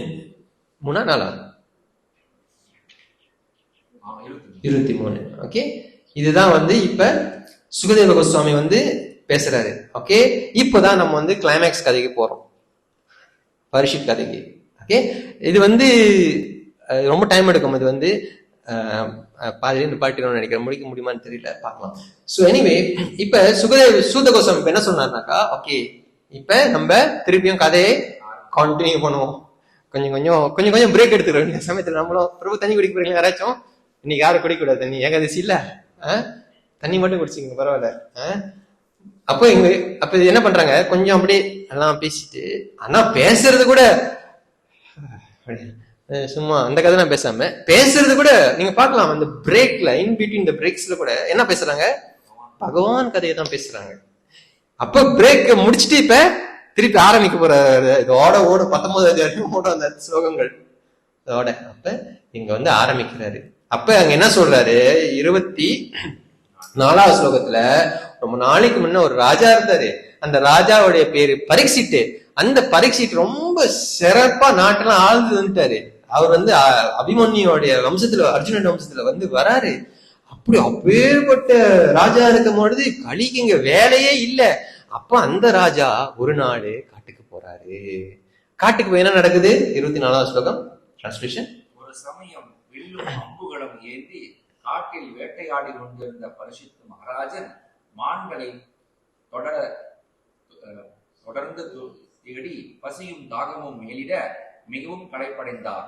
நீர்நிலையை தேடி அலைந்த வேளையில் புகழ்பெற்ற ஷமிக ரிஷியின் ஆசிரமத்துக்குள் நுழைந்த அவர் ரிஷி மூடிய கண்களுடன் மௌனமாக அமர்ந்திருப்பதை கண்டார். இப்ப பரீட்சித் வந்து ஒரு குடிசைக்கு அவருக்கு பரீட்சித் காட்டுக்கு போறாரு, ஒரு இடத்துக்கு போறாரு. அவருக்கு வந்து உடனே ரொம்ப திர்ஸ்டி, ரொம்ப தனித்தாகமாக ஆகுது. தனித்தாகமாக அங்க வந்து ஒரு இடத்த பாக்குறாரு. அங்க போய் பாக்குறாரு, அங்க வந்து ஒரு முனிவர் வந்து உட்காந்துக்கிட்டு இருக்காரு. கண்ணு எல்லாத்தையும் காதெல்லாம் மூடிக்கிட்டு அப்படியே உட்காந்து இருக்கிறாரு. ஓகே, அந்த முனிவரை பார்த்த உடனே இதுக்கு வந்து தாகம். இந்த தாகத்துல வந்து அவர் அடுத்து தாகம், ஃபெட்டிக், ஹங்கர் எல்லாமே இருக்குது. களைப்பு, பசி எல்லாமே அங்க இருக்குது. கொஞ்சம் தண்ணியை தேடி போறாரு. கொஞ்சம் தண்ணீரை தேடி போகும்பொழுது அங்க போய் பார்த்தாக்கா ஒரு வீடு இருக்குது. அங்க ஒரு ரிஷி உட்காந்து பாட்டுக்கு தியானம் பண்ணிட்டு இருக்காரு. அது எதுவுமே ரெஸ்பாண்ட் பண்ணல. வந்திருக்கிறது ராஜா, அவர் ரெஸ்பாண்டே பண்ணல. அவர் பாட்டுக்கு தியானம் பண்ணிட்டு இருக்காரு கண்ணை மூடிக்கிட்டு. அப்ப இவர் யோசிக்கிறாரு, உண்மையா சாமியாரா இல்ல நம்மள வந்து வர வைக்காம இருக்கிறது. பிரபு கண்ணா பிரபு என்கிட்ட முன்னாடி கிளாஸ்ல கேட்டு இருந்தாரு, ஏன் பரீட்சித்துக்கு இந்த நிலைமை. பிரபு அந்த ப்ரிப்போர்ட்ல விளக்குறாரு, ஃபுல்லாவே விளக்குவாரு. ஒரு பாயிண்ட் பிரபா சொல்றாரு, the Supreme Lord is so kind to his pure devotees that in proper time he calls such devotee up to him and thus create auspicious circumstances for the devotees. சொல்றாரு, புரியுதுங்களா? அப்ப என்ன சொல்ற பிரபு சொல்றாரு, தூய பக்தர்களுக்கு வந்து பகவானுக்கு சமயத்துல சில காரணங்கள்ல அவங்கள வந்து அவங்களோட நல்லதுக்காக சில மங்களமான காரியங்களை வந்து பகவான் செய்யறாரு என்று சொல்றாரு. அப்போ இந்த காரியம் வந்து மங்களமான காரியம். பிரபுபாது செகண்ட் பேராகிராஃப் சொல்றாரு, sometime he creates an awkward situation the devotees become obliged to renounce all worldly affairs. சமயத்துல உங்க புடிச்சு தள்ளி விட்டுருவாரு கிணத்துல, நீங்க என்ன பண்ணணும், எல்லாத்தையும் வந்து திறந்துதான் ஆகணும். பிரபு சொல்றாங்க, the devotees can understand by the signal of the Lord. இதுதான் pure devotees உடைய symptom. The devotees can understand by the signal of the Lord, but others take it to be unfavorable and frustrating சொல்றாரு. பக்தர்களால மட்டும்தான் இதை புரிந்து கொள்ள முடியும். இது வந்து பகவானுடைய ஒரு சிக்னல். கண்ணு கண்ணு சிக்னல், காது காது சிக்னல் சொல்றோம் இல்லையா, பகவான் வந்து இப்படிதான் உங்களுக்கு சிக்னல் கொடுப்பாரு. தூய பக்தர்கள், நல்லா பயிற்சி பண்ற பக்தர்களுக்கு இது புரியும். பகவான் என்னமோ நம்மளுக்கு சிக்னல் கொடுக்குறாரு, இதுக்கு மேல நம்ம செய்யக்கூடாதுன்ட்டு. மற்றவர்கள் எப்படி நினைக்கிறாங்க, அன்பேவரபிள் ஃப்ரஸ்ட்ரேஷன். என்னடா கடுப்பா இருக்கு, ஹரே கிருஷ்ணாக்கு வந்துட்டு கடுப்பா இருக்குன்னு நினைப்பாங்க. ஏன் இல்ல, உண்மைதானே பிரபு, நடைமுறையில நடக்க பிரபு பொறுப்பு அவ்வளவு அழகா எழுதுறாரு பிரபு. இது பிரபு சொல்றாரு, மகாராஜ் பரீட்சித் என்ன பகவானுடைய திட்டம், என்ன தூய்மை அடைக்கணும் பரீட்சித். பிரபு சொல்றாரு, Parikshit was to become medium of revelation of Shrimad Bhagavatam by Krishna as his grandfather Arjuna was the medium of Bhagavad Gita. Parikshit தான் பாகவதம் வெளியாகிறதுக்கு ஒரு மீடியம். மீடியம்னா பிரபு ஒரு ஒரு சாதனம் இல்லைன்னா ஒரு இன்ஸ்ட்ருமெண்ட் மாதிரி பரிசிட்டு இருக்கணும். அதுக்குதான் வந்து இந்த சிச்சுவேஷனுக்கு வந்து தள்ள போறாரு கிருஷ்ணர் என்பதை வந்து நம்ம பாக்குறோம். நம்மளுக்கு பாக்குறதுக்கு பரிசித் கதையை கேட்கும்போது படிக்கும்போது ரொம்ப கவலையா, பகவான் வந்து அவரை அபியூஸ் பண்ற மாதிரி கூட தெரியும். அவ்வளவு பெரிய ராஜா, ஏன் பிரபு அவ்வளவு கேவலமா நடத்திக்கிறோம் பகவானை. ஆச்சாரியர்கள் உதாரணம் கொடுக்குறாங்க. இந்த உதாரணம் பிரபுபார் கூட சொல்லியிருக்காரு ஒரு இடத்துல. உதாரணத்திற்கு வந்து கமலநாத் அவரும் கல்யாணம் பண்ணிட்டாரு, எக்ஸாம்பிள் கல்யாணம் பண்ணிட்டாரு. கல்யாணம் பண்ணிட்டு பிரபுவுக்கு வந்து மனைவிக்கு வந்து ஒரு கால் வந்து சமைச்சிட்டாங்க. அன்னைக்கு சமைச்சிட்டு வந்து சாப்பாடுல வந்து உப்பு போடல. அவங்க எப்பவுமே வந்து உப்பு போடாம வச்சுக்கோமே. அப்போ உங்க வீட்டுல அம்மா இருக்கிறாங்க, அம்மா கூட சிஸ்டர்ஸ் 4-5 பேர் இருக்கிறாங்க. அப்போ அம்மா வந்து 4-5 நாள் சாப்பிட்டுக்கிட்டே இருக்கிறாங்க அந்த சாப்பாட்டை. அப்ப அந்த படிச்சிருப்பீங்க, ப்ரோபாட்ல இருக்கலாம். அவங்க அம்மா சாப்பிட்டே இருக்கும் பொழுது அவங்க அம்மா வந்து சமைக்கிறது யாரு, மனைவி, பிரபுவோட மருமகள், அவங்க மாத்தையோட மருமகள். அப்ப அவங்க அப்படியே போயிட்டே இருக்கு. அவங்களால தாங்க முடியல. அவங்க என்ன சொல்றாங்க, அவங்க அவங்க எதுபாவே வந்து உப்பு குறவா போறாங்க வச்சுக்கோங்க மருமக. நான் சும்மா எக்ஸாம்பிள் சொல்றேன், எனக்கு தெரியாது, சும்மா சொல்றேன் நான். அப்ப அவங்க அம்மா பாக்குறாங்க, என்னடா இது அண்ணாடிக்குமா உப்பு போடல, என்னைக்காச்சும் ஒரு நாள் அட்ஜஸ்ட் பண்ணலாம். அப்ப அவங்க அம்மா என்ன சொல்றாங்க, அவங்களுடைய மக கிட்ட சொல்றாங்க. அப்ப உங்க மனைவி ஒரு நாள் பரிமாறும் பொழுது அவங்க மக கிட்ட சொல்றாங்க, அம்மா சமைக்கும் கொஞ்சம் உப்பு போட்டு சமைமா. மருமக கிட்ட சொல்லல, மக கிட்ட சொல்றாங்க. உரிமையா மக கிட்ட சொல்றாங்க. என்ன மருமக சொல்ல முடியுமா? அப்ப சொல்ல முடியாது. அப்ப மக கிட்ட சொல்றாங்க, அம்மா உப்பு கொஞ்சம் குறவா போடுறீங்க, உப்பு கொஞ்சம் குறவா இருக்கிற மாதிரியே இருக்கு கொஞ்சம் நாளா அப்படின்னு நம்ம சொல்றாங்க. அப்ப மகனுக்கு வந்து இந்த சிக்னல் வந்து புரியுது. என்ன புரியுது? இது வந்து அங்க அண்ணிய சொல்றாங்க அப்படின்னு. அப்ப மக என்ன சொல்றாங்க, ஆமாமா உப்பு அடுத்த வாட்டி கொஞ்சம் கூட போடுறேன்னு வந்து மக சொல்றாங்க. அப்போ அந்த மருமகளை திருத்துறதுக்காக மகளை ஒரு கருவியாக வந்து அந்த அம்மா பயன்படுத்துறாங்க.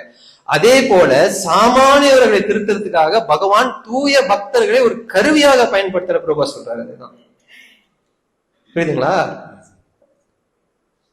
இன்னொரு எக்ஸாம்பிள் கொடுத்துருக்காங்க, நிறைய எக்ஸாம்பிள் கொடுத்துருக்காங்க. பரிசு சிறந்த பக்தர் அவர் வந்து இங்க இப்ப வந்து இந்த மகளை போல அம்மா உங்களுடைய மனதும் உங்க பிள்ளைக்கு தான் பத்தச்சு தெரியும், அவங்களுக்கு புரியும் அம்மா யார சொல்றாங்க எனக்கு தெரியும், ஆனா பரவாயில்ல கை கால கொஞ்சம் ஆட்டிக்குவோம் அப்படின்னு சொல்றாங்க. இன்னொரு எக்ஸாம்பிள் கொடுக்குறாங்க. என்ன எக்ஸாம்பிள்? ஒரு சின்ன குழந்தை என்ன பண்ணுது, ஒரு பொம்மையை சொல்லாண்டுகிட்டே இருக்கு. அம்மா என்ன பண்றாங்க, திடீர்னு பொம்மையை குடிக்கிறாங்க. அப்ப அந்த பிள்ளை என்ன பண்ணும்? அழுவோம். அப்படியே பிள்ளை அழுகுது, அப்படியே அழுது அம்மா. அதுக்கப்புறம் அவங்க அம்மா என்ன பண்றாங்க, அப்படியே வந்து அந்த பிள்ளையை கட்டி பிடிக்கிறாங்க. அப்ப அந்த பிள்ளை எவ்வளவு சந்தோஷப்படும். அம்மாவோட பொம்மையோட அம்மாவோட அரவணைப்பு தான் பெருசு நம்மளுக்கு, ரைட்டா? அப்போ இந்த பொம்மை என்பது பக்தனுடைய வாழ்க்கையில் இருக்கக்கூடிய இந்த பௌதீக ஆசைகள், பௌதீக செயல்கள். பகவான் திடீர்னு புடிங்கிடுவார், அதை கொஞ்ச நேரம் அலைய விடுவார். அப்படி ஒரு நாள் திடீர்னு வந்து உங்களை அரவணைப்பார். எப்படி அந்த அம்மா வந்து உங்களை அரவணைக்கிறாங்களோ, இது ஆச்சரியம். இந்த மாதிரி எக்ஸாம்பிள் எல்லாம் கொடுக்குறாங்க, இவ்வளவு அழகா சொல்றாங்க பாருங்க புரியறதுக்காக. ஒரு பொம்மையை கொடுத்து புடிங்கிற கொஞ்ச நேரம் அப்படியே அலைய விடுவாங்க. அப்படியே அலைய விடும் போது நீங்க வந்து வேற ஆட்டு பொம்மை கேட்க கூடாது, அப்படியே கொஞ்ச நேரம் உட்காந்துருக்கணும். அப்ப கிருஷ்ணன் என்ன பண்றாரு, உடனே வந்து உங்களை வந்து ஆலிங்கனம் பண்றாரு, ஆச்சாரிய மூலியமா வைஷ்ணவர்கள் மூலியமா. அந்த மாதிரி இருக்கும் பொழுது, அந்த மாதிரி பக்தர்களுக்கு இந்த மாதிரி சிரமங்கள் வந்து வரும் பொழுது ஆக்சுவலி என்னது, இது வந்து ஒரு எக்ஸாம்பிள்.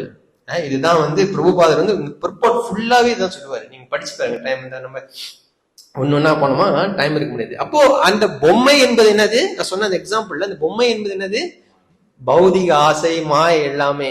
சமையல் உப்பு என்பது என்பது பௌதிக ஆசை மாய எல்லாமே. அப்ப பகவான் என்ன பண்றாரு, தூய பக்தர் வாழ்க்கையில அப்படியே புடுங்குவார் அதை. அந்த பக்தர் உடனே டைவர்ஸ் பண்ண மாட்டாங்க. உங்க அம்மா எனக்கு உப்பு சாப்பாடுன்னு சொல்லிட்டாங்க, நான் கிளம்புறேன், அவங்க கிளம்ப மாட்டாங்க. அந்த பக்தர் புரிஞ்சுக்குவாங்க, புரிஞ்சுட்டு அவங்க வாழ்க்கையை சீரழிப்பாங்க. இதுதான் வந்து இந்த முதல் டெக்ஸ்ட்ல வந்து பிரபுவோட கேள்விக்கு பதில் வந்து ப்ரோபோர்ட்ல இருக்கு. நீங்க படிச்சு பாருங்க. பிரபு நல்லா எக்ஸ்பிளைன் பண்ணி பிரபுபாதர் என்ன சொல்ல வர்றாருனாக்கா, அவரோட பாயிண்ட் இந்த காரணம், இந்த செயலுக்கு எல்லாம் காரணம் வந்து பகவானுடைய ஒரு திட்டம். அவர் சொல்றாரு, பிரபுபாதர் சொல்றாரு, Maharaj Parikshit was a pure devotee. There was no reason for him to become fatigue, hungry and thirsty. Parikshit தூய பக்தர், தனித்தாகவும் பசியோ களைப்போ அவர் இருக்கவே கூடாதுன்னு பிரபு சொல்றாரு. ஏன்னா பிரபு சொல்றாரு, தூய பக்தர்களுக்கு இது நேரம் பாதிப்பில்லைன்னு பிரபு எஸ்டாப்ளிஷ் பண்ணுவாரு. ஆனா இது ஏன் அங்க வருதுனாக்கா, பகவானுடைய ஒரு திட்டம். ஆமா, ஆனா நம்ம அதை கேட்கிறோம் 7 மணி நேரம் முடியாது. ஏன் வந்து இந்த மாதிரி எக்ஸாம்பிள் அடிக்கடி பிரபு சொல்லிக்கிட்டே தான் வருவார். இதெல்லாம் நம்ம வந்து உத்து பார்த்தோமா இந்த மாதிரி எக்ஸாம்பிள் பார்ப்பாரு. ஏன்னா தூய பக்தர்கள் வந்து தனி தட்டு, அவங்க வந்து அவங்களுடைய லோட்டஸ் ஸ்வீட் நம்ம வந்து ஃபாலோ பண்றது தான் பார்க்க முடியும். அதுதான் எக்ஸாம்பிள்ங்க. இது நிறைய அருமையான ப்ரிப்போர்ட் வந்து பிரபு வந்து இது எழுதியிருக்கிறாரு. அடுத்து 26. முனிவரின் புலனுறுப்புகள், சுவாசம், மனம் மற்றும் புத்தி ஆகிய அனைத்தும் பௌதிக சிறையிலிருந்து விடுபட்டிருந்தன. தன்மையில் பரிபூரணத்திற்கு இணையான ஓர் உன்னத நிலையை அவர் அடைந்திருந்ததால் விழிப்பு, கனவு மற்றும் உணர்வற்ற நிலை ஆகிய 3 நிலைகளுக்கு அப்பாற்பட்ட சமாதியில் அவர் நிலை பெற்றிருந்தார். அப்ப சுத்த கோஸ்வாமிங்க அந்த சமிக்க ரிஷியோட நிலையை சொல்றாரு. அவர் உண்மையிலே தூய்மையான ஒரு ரிஷி அப்படின்னு வந்து சொல்றாரு. ஏன்னா புலன் கட்டுப்பாட்டுல வந்து அவர் வந்து தலை சுங்கி நிற்கிறாருன்னு சொல்றாரு. அடுத்து 27. உடல் முழுவதும் ஜடாமுடி சிதறி கிடக்க மான் தோலை அணிந்து தியானத்திலிருந்து முனிவரை நோக்கி தாகத்தால் தொண்டை உலர்ந்து போன அரசர் குடிக்க நீர் கேட்டார். அப்ப பரீட்சித் மகாராஜ் வந்து அந்த முனியை பார்த்து என்ன கேட்கிறாரு, சாமி கொஞ்சம் தண்ணி கொடுங்க சாமி அப்படின்னு வந்து பரீட்சித் வந்து அங்க கேட்கிறாரு. நீங்க யோசிக்கணும், பரீட்சித் உலகத்துக்கே அவர் வந்து இந்த எம்பரர் ஆஃப் தி வேர்ல்ட் பிரபு சொல்றாரு, அவருக்கு தண்ணி வேணும்னாக்க இதெல்லாம் ஒரு செட்டப் பிரபு, இதெல்லாம் செட்டப், இதெல்லாமே ஒரு செட்டப் தான். அப்போ அங்க தண்ணி கேட்கும் பொழுது அப்படியே அந்த ரிஷி வந்து ஒன்னும் ரெஸ்பாண்ட் பண்ணல. ரெஸ்பாண்ட் பண்ணாதப்ப பரீட்சித் என்ன பண்றாரு, 28வது ஸ்லோகம் டிரான்ஸ்லேஷன்.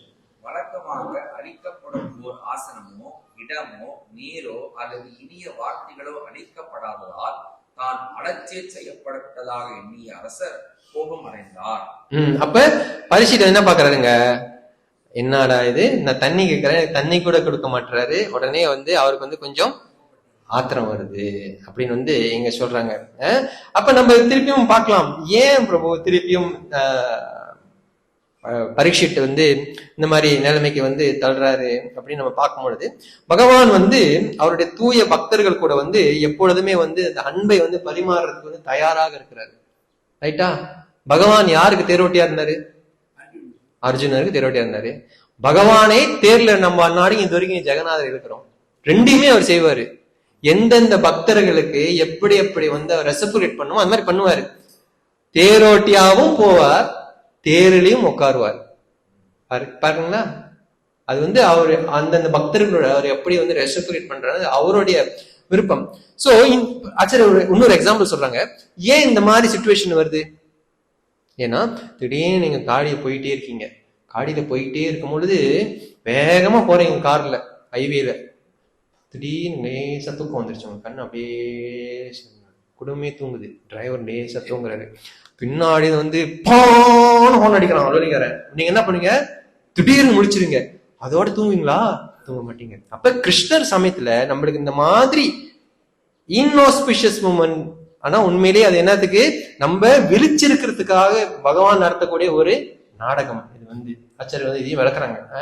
அப்போ திடீர்னு நீங்க வந்து எல்லாமே நான் கரெக்டா போனுச்சுன்னா கிருஷ்ணன் கொஞ்ச நாளே மறந்துடும், நம்ம எல்லாம் பெர்ஃபெக்டா இருக்கு, இதுக்கு மேலே நம்மளுக்கு என்னங்க ரைட் தானே. அப்பப்ப எதனாச்சும் ஒண்ணு குறை, எதனாச்சும் ஒரு ஹார்னு இந்த மாதிரி கிள்றது எல்லாச்சும் நடக்கணும். அப்ப நம்ம திருப்பியும் சரி பண்ணிக்குவோம் நம்மளோட ட்ராக்க.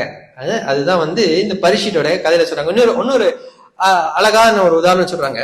இப்ப நானும் பார்த்தசாரதிபுரம் பேசிக்கிட்டு இருக்கிறோம் வச்சுக்கோமே, சபையில அப்படியாக பேசிக்கிட்டு இருக்கிறோம். இல்ல நான் கமலகாந்தா கூட நம்ம ஒரு எக்ஸாம்பிள் சொன்னேன், நீங்க திருமணம் பண்ணிருக்கீங்கன்னா அது வந்து சும்மா ஒரு ஜோக். நான் வந்து உங்களை இந்த மாதிரி சொல்றது வந்து ஒரு உதாரணத்திற்காக செய்யக்கூடிய ஒரு ஜோக்னு வந்து உங்களுக்கு புரியும். ஆனா மத்தவங்க சமயம் நினைச்சுக்கலாம், என்ன ஒரு பர்சனல் லைஃப் பத்தி பேசிட்டு இருக்காரு அப்படின்னு சில பேர் நினைக்கலாம், அங்கேயே நினைக்கலாம். ஆனா நான் உங்ககிட்ட பேசுறது வந்து ஜோக். அதே போல பகவான் அவருடைய பக்தர்களோட உறவாடும் பொழுது அந்த பக்தருக்கு அந்த மனம் முடியும், இது பகவானுடைய லீலை சிக்னல். மத்தவங்களை பார்க்க வேணாம், இந்த பிரபு என்ன அவர் மனைவி பத்தி சமயத்திலிருந்து பேசிட்டு இருக்கிறாரு மத்தவங்க நினைக்கலாம். ஆனா உங்களுக்கு வருத்தம் தானே பிரபு? இல்ல, அதான் பாயிண்ட். அப்ப பியூர் டிவோட்டிஸ் பரீட்சித் போல என்ன நினைக்கிறாங்க, இது வந்து பகவானுடைய சிக்னல், பகவானுடைய கருணை, இது ஒரு ஆஸ்பிஷியஸ் மூமெண்ட் என்று தூய பக்தர்கள் நினைக்கிறாங்க. சாமானியர்கள் கண்ணுக்கு ஏன் அபியூஸ் பண்றது பகவான், பரீட்சித் கையை விட்டுட்டாரு என்று சாமானியர்கள் நினைக்கிறாங்க. அதுதான் வந்து இங்க நம்ம வந்து பாக்குறோம். அப்போ அவங்க வந்து பரீட்சித் வந்து பாக்குறாரு, என்னடா இது, ஒரு சீட்டு கொடுக்கல, ஒரு தண்ணி கொடுக்கல, வாங்கன்னு என்ன ப்ரொபோட் எழுதுறாரு, வீட்டுக்கு வர விருந்தாளியே வர வைக்கிறது நம்மளுடைய கலாச்சாரம். நான் வந்து ஒரு ராஜா இந்த குடிசைக்கு வந்திருக்கேன், என்னோடா இப்படி பண்ணிட்டாரு அப்படின்னு வந்து அவருக்கு உடனே வந்து கோபம் வருது. எப்படி வருது கோபம்? யார் மேல கோபம் வருது? கிருஷ்ணர் தூண்டுறாரு அத. அடுத்து 29.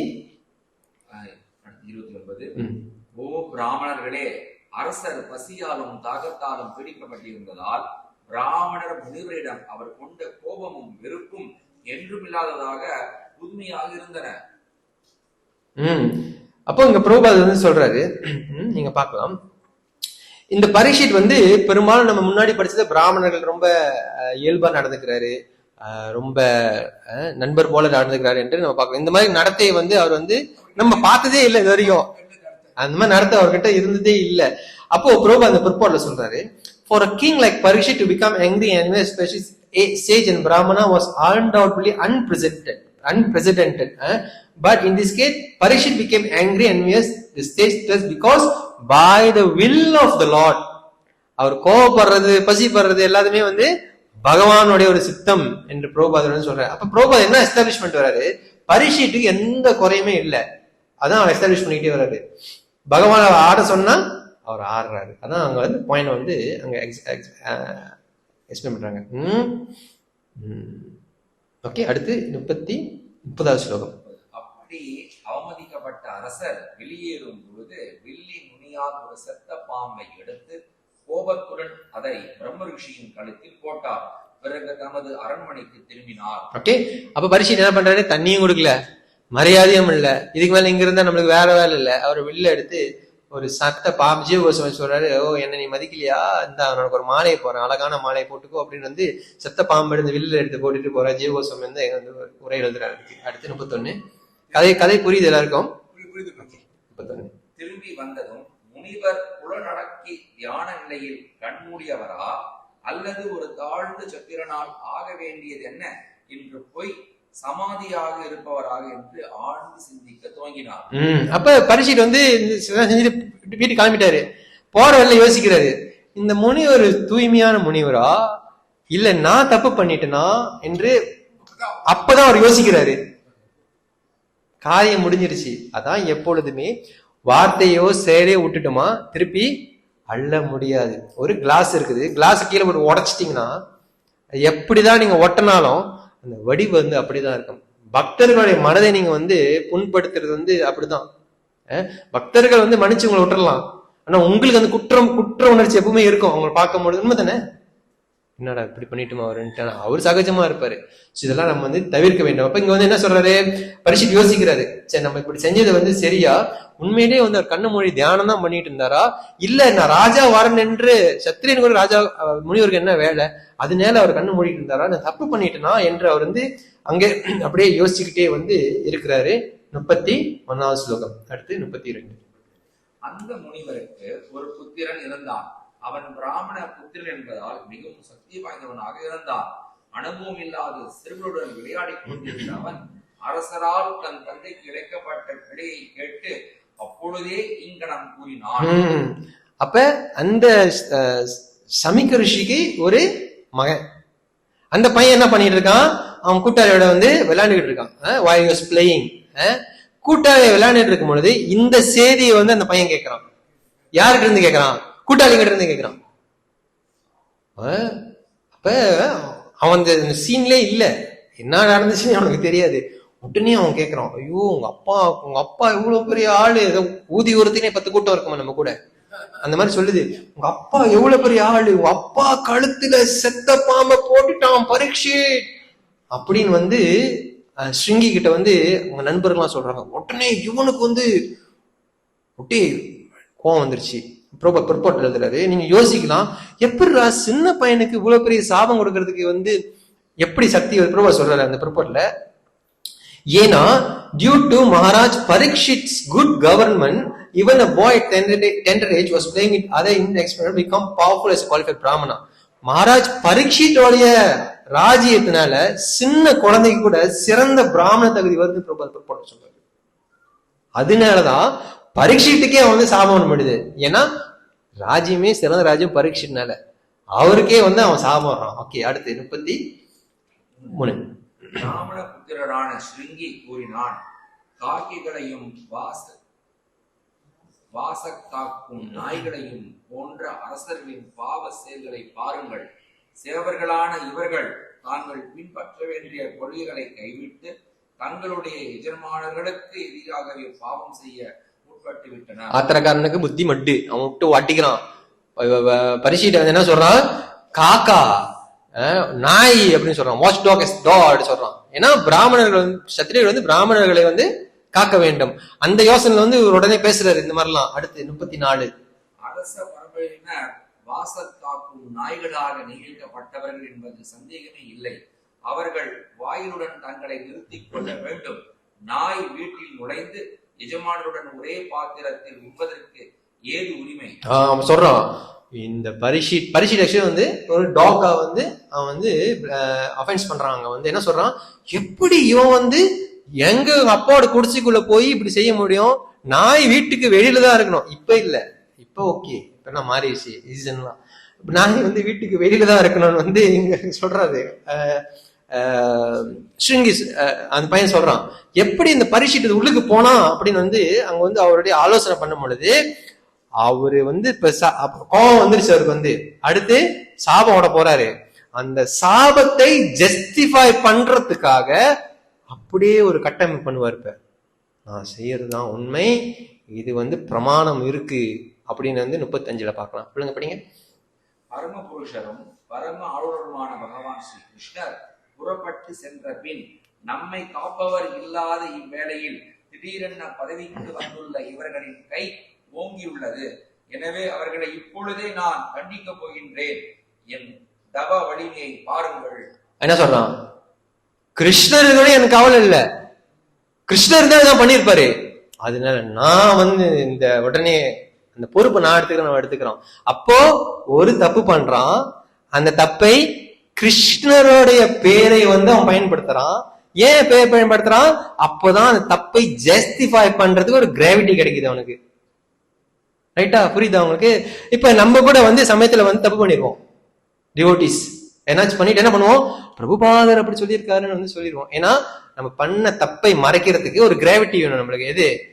எதனாச்சும் ஒன்று சொல்லிடுவோம், பிரபுபாதர் சொன்னாரு, இவர் சொன்னாரு, அந்த பிரபு சொன்னாரு, இவர் சொன்னாருன்னு சொல்லிடுவோம். ரைட்டா, என்னதான் என்ன சொல்றது. அப்ப இவன் என்ன பண்றான், இவனுக்கு வந்து கோபம் வந்துருச்சு, எல்லாமே செய்ய போறான். ஆனா இவனுடைய காரியத்துக்கு காரணத்தை ஜஸ்டிஃபை பண்றான். நான் செய்யறது சரிதான், ஏன்னா கிருஷ்ணர் இருந்திருந்தாலும் இந்த செஞ்சிருப்பாரு, நான் செய்யறதுல இப்ப என்ன அப்படின்னு அவன் செய்யறான். நம்ம டிவோட்டிஸ் வந்து மிஸ்டேக் பண்றோம், மிஸ்டேக் பண்ணிட்டு மிஸ்டேக்கை அட்மிட் பண்ணணும். இப்ப ஸ்ருங்கி மிஸ்டேக் அட்மிட் பண்ணியிருந்தானாக்கா அந்த பிரச்சனை வந்திருக்காது. நான் கொஞ்சம் அவசரப்பட்டுட்டேன், கொஞ்சம் நிதானமா அவர் நாயின்னு சொல்லியிருக்காரு, யோசிச்சிருக்கலாம். இவன் என்ன பண்ணிட்டான், வார்த்தையை அள்ளி விடுறான், அதுவும் ஜஸ்டிஃபை பண்றான், கிருஷ்ணர் இருந்தாலும் தான் பண்ணிருப்பான்னு சொல்றான். நம்ம என்ன பண்ணுவோம், சமயம் தப்பு பண்ணுவோம், பகவான் சிக்னல் கொடுப்பாரு, செய்யாதடான்ட்டு நம்ம என்ன பண்ணுவோம், சிக்னல் ஓரம் கட்டிடுவோம். ஓரம் கட்டிட்டு என்ன பண்ணுவோம், தெரியுமா ப்ரூவா என்ன சொல்லியிருக்காரு தெரியுமான்ட்டு வாதம் பண்ண ஆரம்பிச்சிடும். சோ அதான் பாயிண்ட் இங்க வந்து. அடுத்து 36.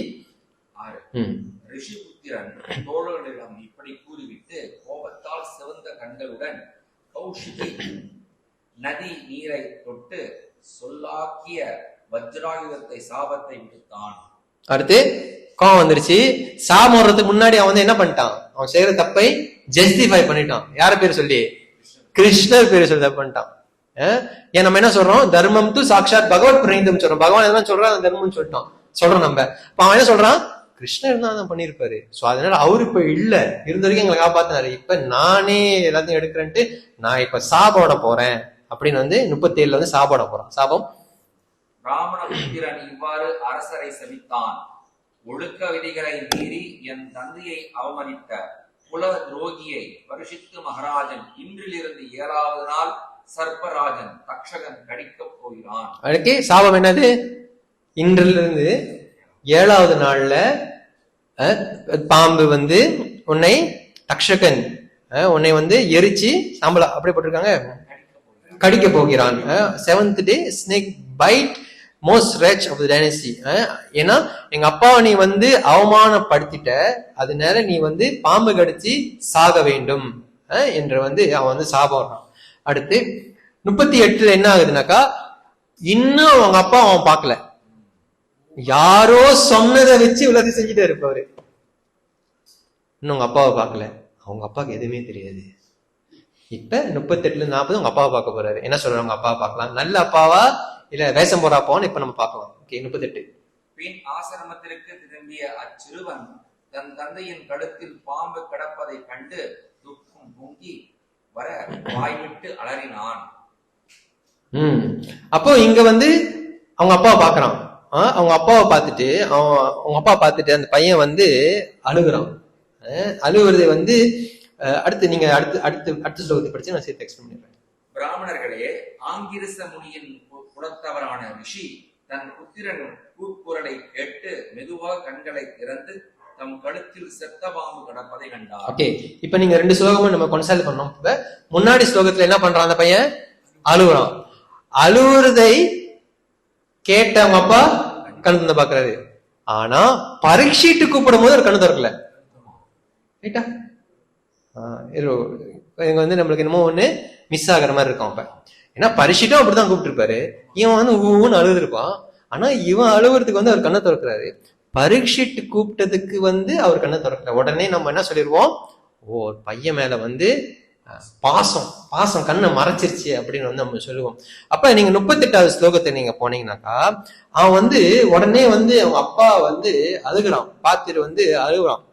ஏன்னா அந்த சூழ்நிலையை வந்து பார்த்துட்டு அவங்க அப்பா கழுத்துல வந்து இந்த செத்து போன பாம்பு மாலை மாதிரி இருக்கிறத பார்த்துட்டு அவன் வந்து அழுகுறான். அப்போ அந்த அழுவும் பொழுது அவன் வந்து இன்னொரு கருத்து என்ன சொல்றாங்கனாக்கா, அவனுக்கு வந்து ஒரு அளவுக்கு என்ன நடந்துருச்சுன்னு வந்து தெரிஞ்சிருச்சு. அப்ப அதை தப்பு பண்ணிட்டோமே என்ற அந்த ஒரு காரணத்தின அழுகுறான்னு வந்து சொல்றாங்க ஒரு இடத்துல. பட் எனிவே அவன் வந்து இந்த சூழ்நிலை எல்லாம் பார்த்துட்டு வந்து அவன் அழுகுறான். அங்க அழுத உடனே இப்ப அவங்க அப்பா வந்து கண்ணு திறந்து பாக்குறாரு. அப்போ அவனுக்கு வந்து தெரியல, கணக்குக்கு வந்து வச்சுக்கும் சாமானியமாவே வந்து தெரியல என்ன நடந்துச்சுன்னு. அப்போ சமயத்துல நம்மளும் வந்து என்ன பண்ணுவோம்னாக்கா, நான் இருக்கிறேன், எனக்கு பிடிச்ச பக்தர் பார்த்தசாரதி பிரபு இருக்கிறாருன்னு வச்சுக்கோமே. அப்ப நான் வந்து எப்பொழுதுமே அவர் வந்து காத்துக்கிட்டே தான் இருப்பேன்.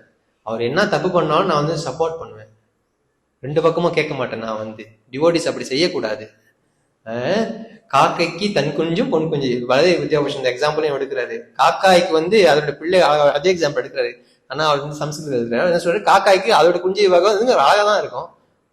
அதே போல நம்மளும் வந்து நடுநிலையில இருக்கும்பொழுது ஒரு பக்தர் பக்கம் டேக் சைட் பண்ணக்கூடாது. இந்த ஸ்லோகத்துல இருந்து அதுதான். அப்ப அழுத உடனே அவங்க அப்பா வந்து கொஞ்சம் லேசா வந்து கண்ணை திறந்து பாக்குறாரு. கண்ணை திறந்து பார்த்த உடனே அடுத்து 40வது ஸ்லோகம். அவர் செத்த பாம்பை ஒருபுறம் எரிந்துவிட்டு தன் மகனை பார்த்து அவன் அழுகைக்கு என்ன காரணம் என்றும் யாராவது அவனுக்கு தீங்கிழைத்தார்களா என்றும் கேட்டார். இதை கேட்ட மகன் நிகழ்ந்ததை விளக்கி கூறினான். அப்போ அவங்க அப்பா வந்து உண்மையான வந்து ரிஷி.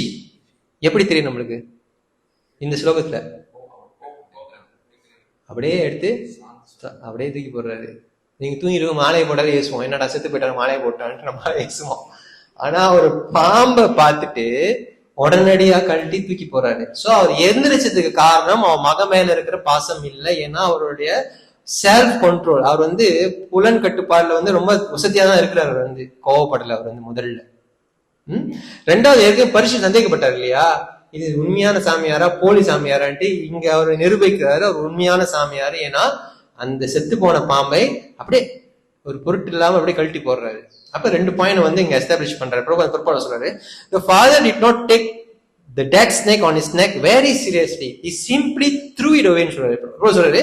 அவன் எடுத்து அப்படியே தூக்கி போட்டாரு. அதை பெரிய விஷயமாவே வந்து அவ வந்து ஆக்கல. அப்போ அந்த பையன் வந்து இந்த ஸ்லோகத்துல என்ன சொல்றாங்கன்னாக்கா, the son explained to him. அப்போ அவங்க மகன் வந்து அவங்க அப்பா கிட்ட வந்து இதை எக்ஸ்பிளைன் பண்றாரு. அடுத்து 41. அரசர் மனித வர்க்கத்திலேயே மிக சிறந்தவரா என்பதால் அவரை ஒருபோதும் கண்டிக்க கூடாது என்றாலும் அவர் சபிக்கப்பட்டதை தன் மகனிடமிருந்து கேட்ட ரிஷி அவனுடைய செயலை பாராட்டவில்லை. மாறாக, ஐயோ எவ்வளவு பெரிய பாவத்தை செய்துவிட்டாய், சிறிய பிழைக்கு பெரிய தண்டனை விதித்து விட்டாயே என்று கூறி வருந்தினார். இப்போ உங்க அப்பா திருப்பி சொல்றாரு, நான் வந்து உண்மையான ரிஷி தான். என்ன சொல்றாரு? நீ செஞ்சதுதான் தப்பு, பரிஷித் மேல தப்பு இல்ல. என்ன நடந்தது என்னன்னு வந்து உனக்கு வந்து தெரியல. ப்ரோபோர்ட்ல வந்து பாயிண்ட் சொல்றாரு, நீங்க பார்க்கலாம். A medical practitioner may kill a patient by mistaken treatment, but such killer is never condemned to death. So what to speak of a good and pious king like Parikshit?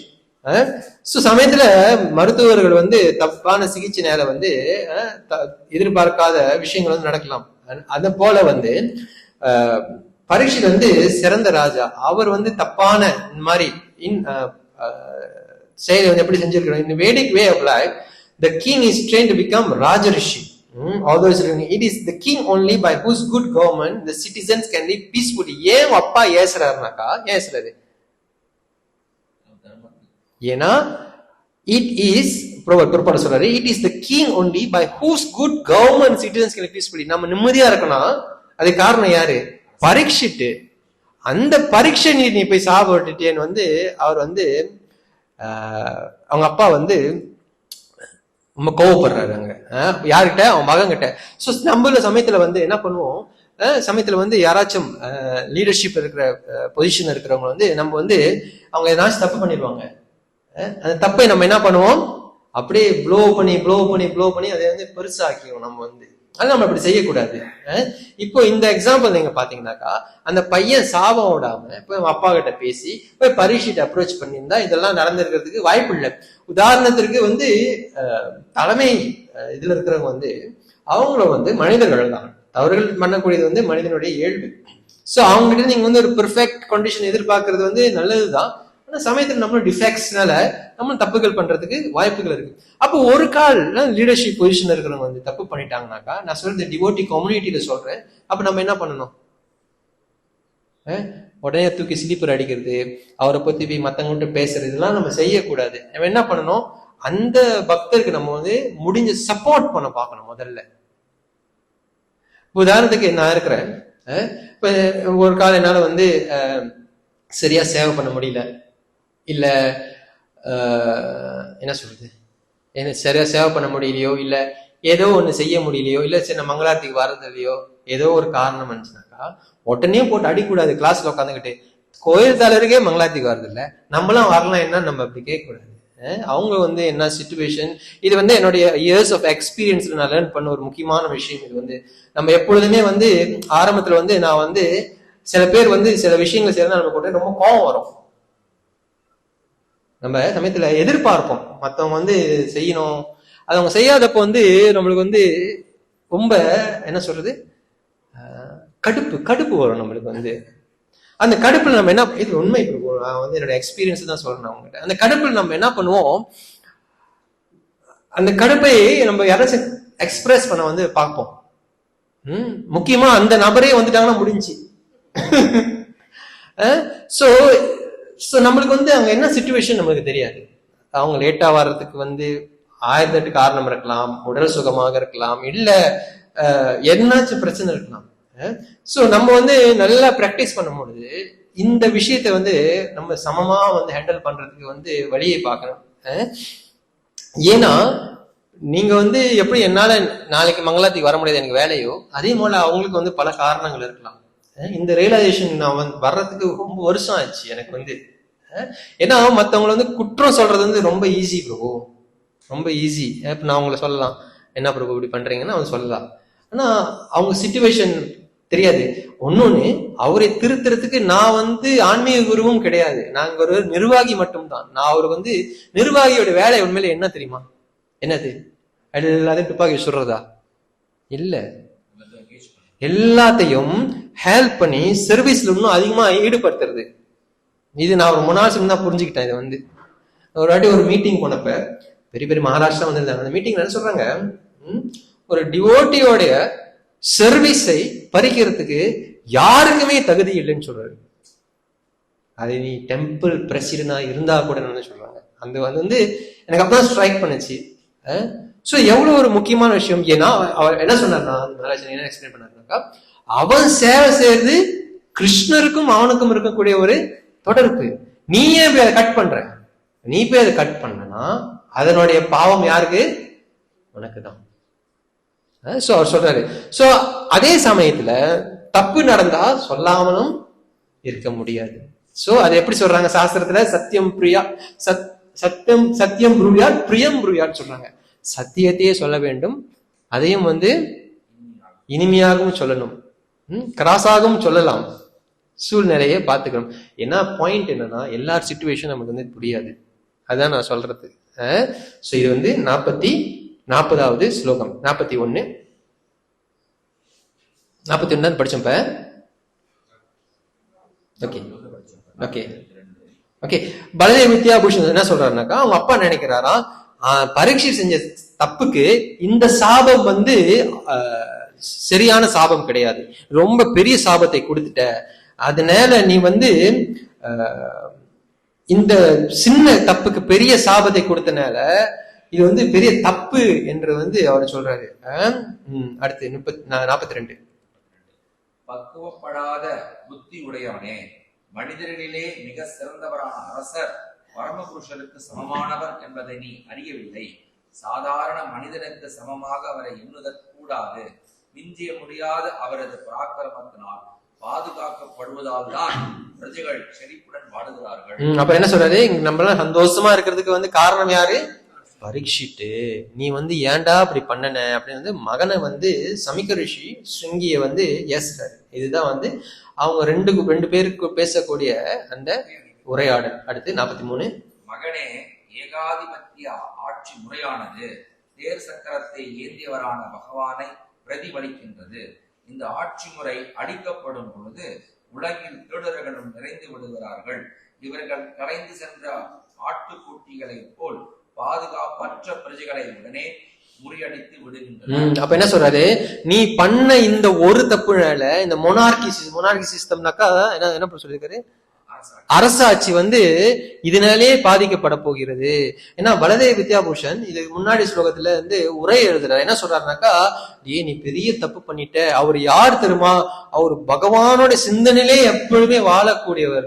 அவரை போய் நீ இப்படி சாபம் கொடுத்துட்டியே அப்படின்னு சமிக்க ரிஷி மகன் கிட்ட சொல்றதாக பலதேவ வித்யாபூஷன் சொல்றாரு. இப்ப இங்க என்ன சொல்றாரு, சாபம் கொடுத்துட்டாரு, பையனை ஏசிட்டாரு. அந்த சாபத்தோட விளைவை அடுத்த 2-3 ஸ்லோகத்தில் சொல்லுவாரு. முதல்ல என்ன சொல்றாரு, இந்த மோனார்க் சிஸ்டம், அதாவது இந்த அரசாட்சி போச்சுனாக்கா உலகத்துல ரொம்ப கஷ்டம்.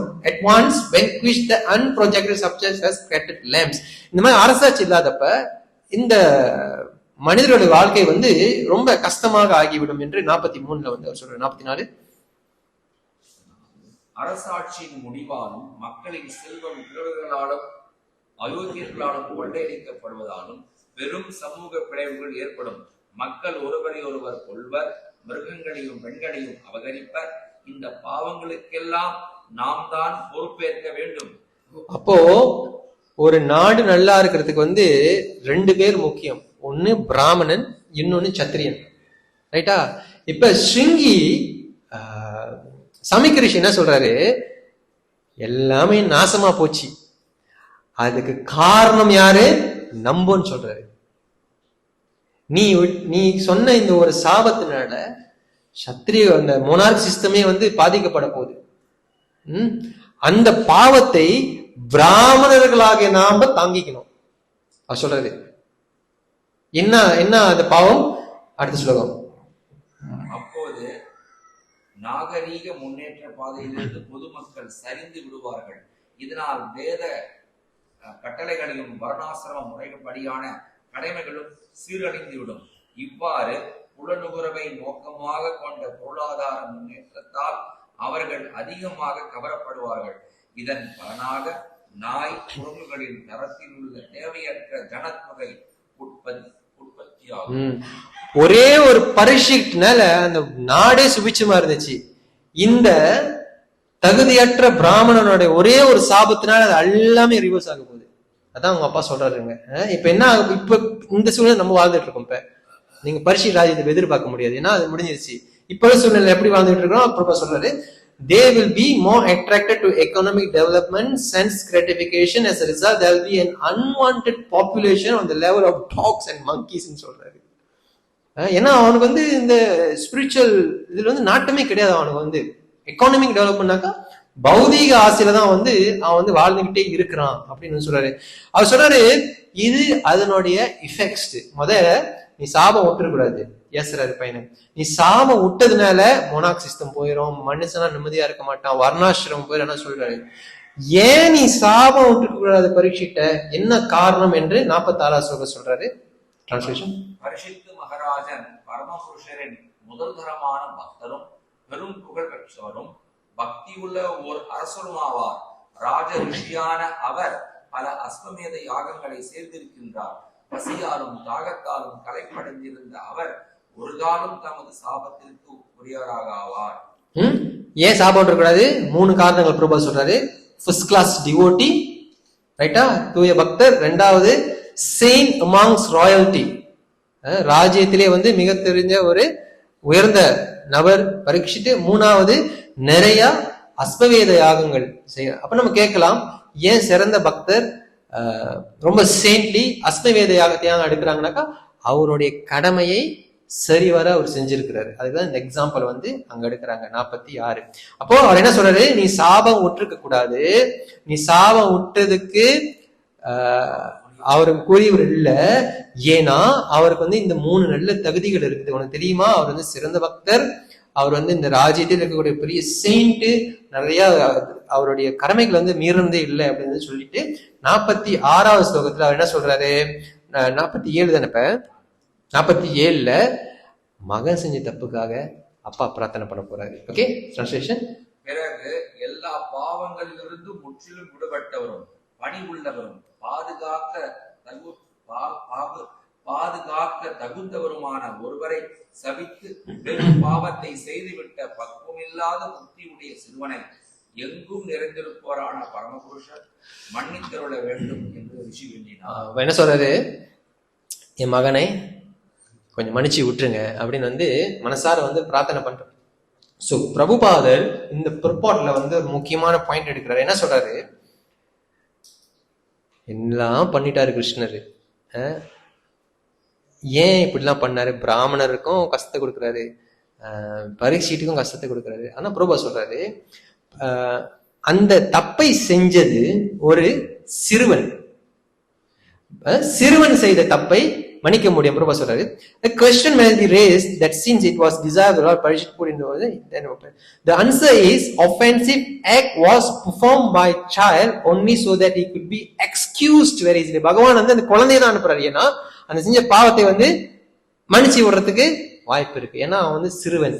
அது வந்து இதுவும் பகவானுடைய ஒரு மிகப்பெரிய கருணை என்று வந்து அங்க வந்து சொல்றாரு. இப்போ நம்மளுக்கு வந்து ஒரு கேள்வி வரலாம், நீங்க கேள்வி கேட்காதுன்னு ஆச்சரியம் எழுதிட்டாங்க, மேபி அடுத்த இடத்துல கேள்வி வருது சொல்றேன். நம்ம என்ன சொல்றோம், பக்தர் வாழ்க்கை இதெல்லாம் நடந்தாக்கா இது பகவானுடைய பிளான் சொல்றோம், ரைட்டா? ரைட் தானே? ரஷீதுக்காக சொல்றோம், பிரபு வாழ்க்கையில சொல்றோம். ஏன் வந்து அசுரனுடைய வாழ்க்கையில அவன் அதே செஞ்சாக்க அப்ப சொல்ல மாட்டோம்? நியாயமான கேள்வியா? ஆச்சரியம் இதை கேட்கறாங்க. பக்தருடைய வாழ்க்கையில எதனாச்சும் நடந்தா பகவான பிளான் சொல்றோம், அசுரன் கம்சன் ராவணன் போல செஞ்சாக்க அவனை ஏசுறோம் நம்ம. ஏன் அதுவும் நம்ம பகவானுடைய பிளான் சொல்லி அவனை வசத்த மாட்டோம்? ஏன்?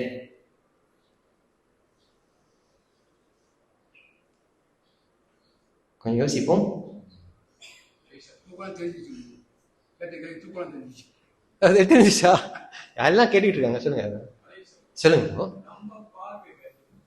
ஓகே ஓகே தீமை, ஓகே ஓகே ஓகே தப்பா தெரியுது. ஓகே, பிரபு சொல்றாரு நம்ம எப்பவுமே வந்து டுவாலிட்டி ரெண்டு பார்ப்போம், உயரம் கட்ட கருப்பு வெள்ளை நல்லது கெட்டது. ஆனா பகவான் பார்வைக்கு வந்து அது வந்து சமமா இருக்கும் வந்து பிரபு இருக்காது, ரைட்டான கருத்து. ஆனா ஆச்சாரியர் வந்து இது வேற மாதிரி விளக்குறாங்க. என்ன சொல்றாங்கன்னாக்கா, பரீட்சித்து தப்பு பண்ணிருக்காரு, கம்ச ராவணன் எல்லாம் ஃப்ரெஷ்ஷா இருக்கீங்களா? புரியுதா? ஓகே, சந்தோஷம். கம்ச ராவணன் தப்பு பண்றான். ஆனா நம்ம எப்பயாச்சும் நம்ம சொல்றோமா, எஸ்டாப்ளிஷ் பண்றோமா? அந்த மாதிரி ஆச்சாரியர் பக்தர்கள் எதனாச்சும் பண்ணிட்டாங்க நம்ம எஸ்டாப்ளிஷ் பண்ணுவோம், இந்த மாதிரி பகவான் லீலை அப்படின்ட்டு. அவனாக்கா பத்தியா ராவணன் போல வாழக்கூடாதுன்னு சொல்றோம். அப்படிதான் நம்ம பெரும்பாலும் நம்ம வந்து ஆச்சாரியர் என்ன சொல்றாங்க, அசுரர்கள் ராட்சசர்கள் என்ன பண்ணுவாங்கன்னாக்கா எப்பவுமே தப்பே செஞ்சுக்கிட்டு இருப்பாங்க. பரீட்சித் போல மகாராஜா எப்பயாச்சும் ஒரே வாட்டிதான் தப்பு செய்வாங்க, அதனாலதான் அது பகவானோட பிளான் சொல்றோம். ஏன்னா வாழ்க்கையில் அது வரைக்கும் பிராமணர்களை இது வரைக்கும் கஷ்டப்படுத்துறதே இல்லை. பசுமாரி பாட்டு என்ன சொல்றாரு, என்னோட ராஜ்யத்துல யாரும் அழுது நான் பார்த்ததுலன்னு சொல்றாரு. அப்ப அவரு சிறந்த பக்தர், வேற தட்டுல இருக்கிறாரு. அப்பேற்பட்ட பக்தர் தப்பு செய்ய முடியுமா? முடியாது. அது ஏன் நடக்குது? பகவான சித்தம். ஆனா இந்தாண்ட நீங்க போனீங்கன்னா அவன் நல்லதே செய்ய மாட்டான், தப்பையே செஞ்சுக்கிட்டு இருப்பான். அதனால அவன் வந்து அசுர தன்மையை வச்சிருக்கான். வந்து இது ஒரு கருத்து வந்து ஆச்சாரியர்கள் வந்து சொல்றாங்க. ஓகே, அப்ப நீங்க பார்க்கலாம், ஒரு உதாரணத்துக்கு ஒரு இன்சிடென்ட் நீங்க பார்க்கலாம். இப்ப ராவண கதையில நீங்க பாத்தீங்கன்னாக்கா, விபீஷணன் போறாரு, எல்லாரும் விட்டுட்டு போகும்பொழுது எல்லாருமே அவனுக்கு வந்து சொல்றாங்க வேண்டாம், உபதேசம் பண்றாங்க வேண்டாயா ராம. அவன் இவன் சொல்றான், யார் அவன்?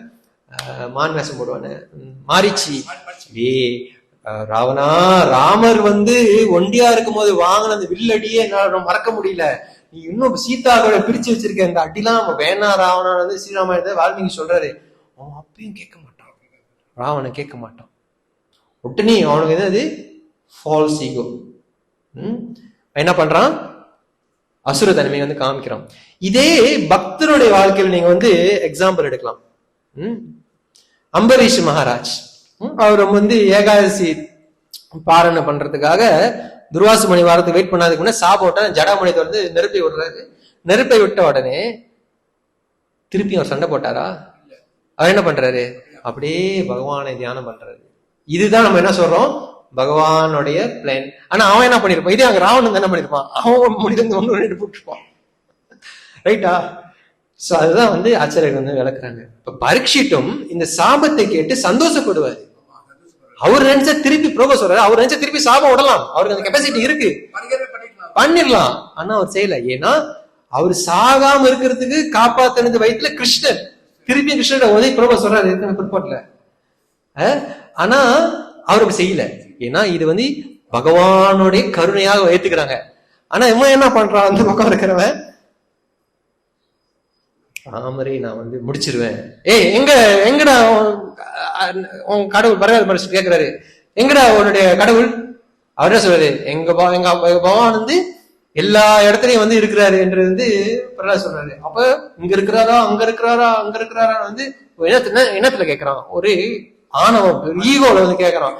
இந்த தூண்ல இருக்கிறானா அப்படி கேட்கும் பொழுது பகவான் வந்து உடனடியாக வந்து அந்த தூண்ல இருந்து வந்து தோன்றாரு.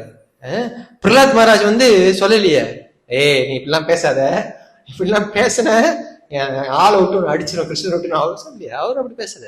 அவர் தூய பக்தர். அவர் வந்து அவரு எல்லா பகவான் வந்தாலும் பகவானுடைய பிளான், பகவான் வரலனாலும் பகவானுடைய பிளான் வந்து அவர் அந்த ரியலைசேஷன் இருக்கிறனால அவர் சொல்ற பகவான் எங்கேயுமே இருக்கிறாரு. அப்பொழுதே அவன் வியத்தோன்றிய என் சிங்கபிரான் பெருமை ஆராயம் சீர்மையத்தை நம்மால் சொல்றாரு. அப்பொழுதே உடனே அந்த தூணை தட்டும் பொழுது அப்பொழுதே விய தோன்றிய என் சிங்கபிரான், என்னுடைய சிங்கபிரான் நரசிம்மர் வந்து அப்பயே வந்து தோன்றாரு என்று நம்மால் வந்து அங்க எடுக்கிறாரு. ஆராயம் சீர்மைத்தே, இந்த கருணை யாருக்கு வரும் என்று நம்மால் வந்து அங்க சொல்றாரு. இதுதான் நம்ம புரிஞ்சுக்கணும். ஒரு பக்தர், ஒரு தூய பக்தர், ஒரு அசுரன். நம்ம டிவோட்டிஸ் இது ரெண்டிலுமே புரிந்துக்கலாம். புரியுதுங்களா? இப்ப நீங்க இந்த பக்கம் இருக்க போறீங்களா அந்த பக்கம் இருக்குங்களா நீங்களே முடிவு பண்ணிக்கங்க. இது வேற விவரம் தேவையில்லைன்னு நினைக்கிறேன். அடுத்து எத்தனை ஸ்லோகம் வருவோம்? 48. ஓகே. பகவத் பக்தர்கள் மிகவும் பொறுமசாலிகள் என்பதாலே தாம் நிந்திக்கப்படினும் வஞ்சிக்கப்படினும் சபிக்கப்படினும் தொந்தரவு செய்யப்படினும் அலட்சியப்படுத்தியப்படினும் அல்லது கொல்லப்படினும் அவை திரும்பி செய்வதில்லை. அப்போ சிறந்த பக்தர்கள் இங்க வந்து யார சொல்றாங்கன்னாக்கா அந்த சமிக ரிஷியை வந்து சொல்றாங்க. அது வந்து அவனும் திருப்பி நினைச்சா அவனு கழுத்து சாம்பல் அவற்றுக்கலாம் அவர் செய்யல. அவர் என்ன சொல்றாரு, அவர்கள் வந்து இந்த மாதிரி விஷயத்துல வந்து அவர்கள் வந்து ஈடுபடுத்துவது இல்லை. இன்னொரு கருத்து, பரீட்சித்தும் வந்து இதையே செஞ்சிருக்கலாம், ஆனா பரீட்சித்தும் வந்து இதை செய்யவில்லை. ஓகே. அடுத்து 49. இவ்வாறு புத்திரன் செய்த பாவத்தால் வருத்தமடைந்த மாமுனிவர் அரசர் செய்த விடையை முக்கியமாக எடுத்துக் கொள்ளவில்லை. ஓகே. அப்ப மகன் செஞ்ச தப்பை தான் வந்து பெருசா நினைக்கிறாரே தவிர அந்த பாம்பை கழுத்துல சுத்திட்டு போனதை வந்து அவர் வந்து பெருசா எடுத்துக்கல. அடுத்து 50வது ஸ்லோகம். பொதுவாக ஆன்மீகர்கள் உன்னதமான செயல்களில் ஈடுபட்டிருந்ததால் பிறரால் ஜட உலக இருமைகளில் ஈடுபடுத்தப்பட்ட போதிலும் அவர்கள் துன்புறுவதோ அல்லது இன்புறுவதோ இல்லை. ஓகே.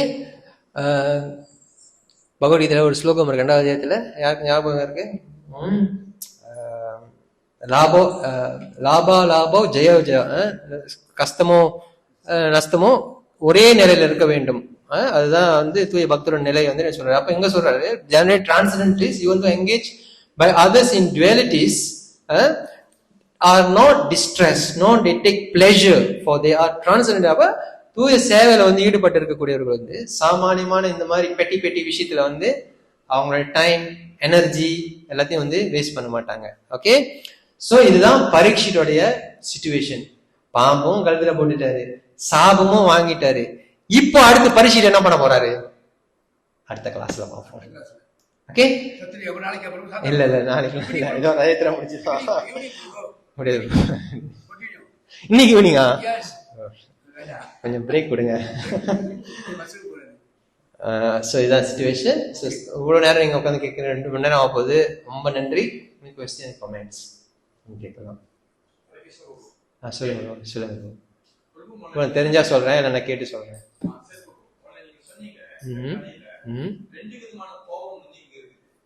ஓகே, அசுரன் தேவர்களுமா? சரி சரி, பாம்பு போடுறாரு, மகன் கோவப்படுறான்.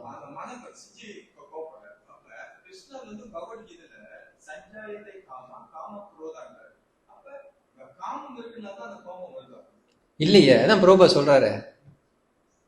நீங்க ஆமா இருங்க, நான் சொல்றேன். எத்தனாவது ஸ்லோகம் அது? நான் இந்த செக்ஷன் ஃபர்ஸ்ட் டெக்ஸ்ட் இருங்க பிரபு. இந்த டெக்ஸ்டா முதல் டெக்ஸ்டான்னு தெரியல.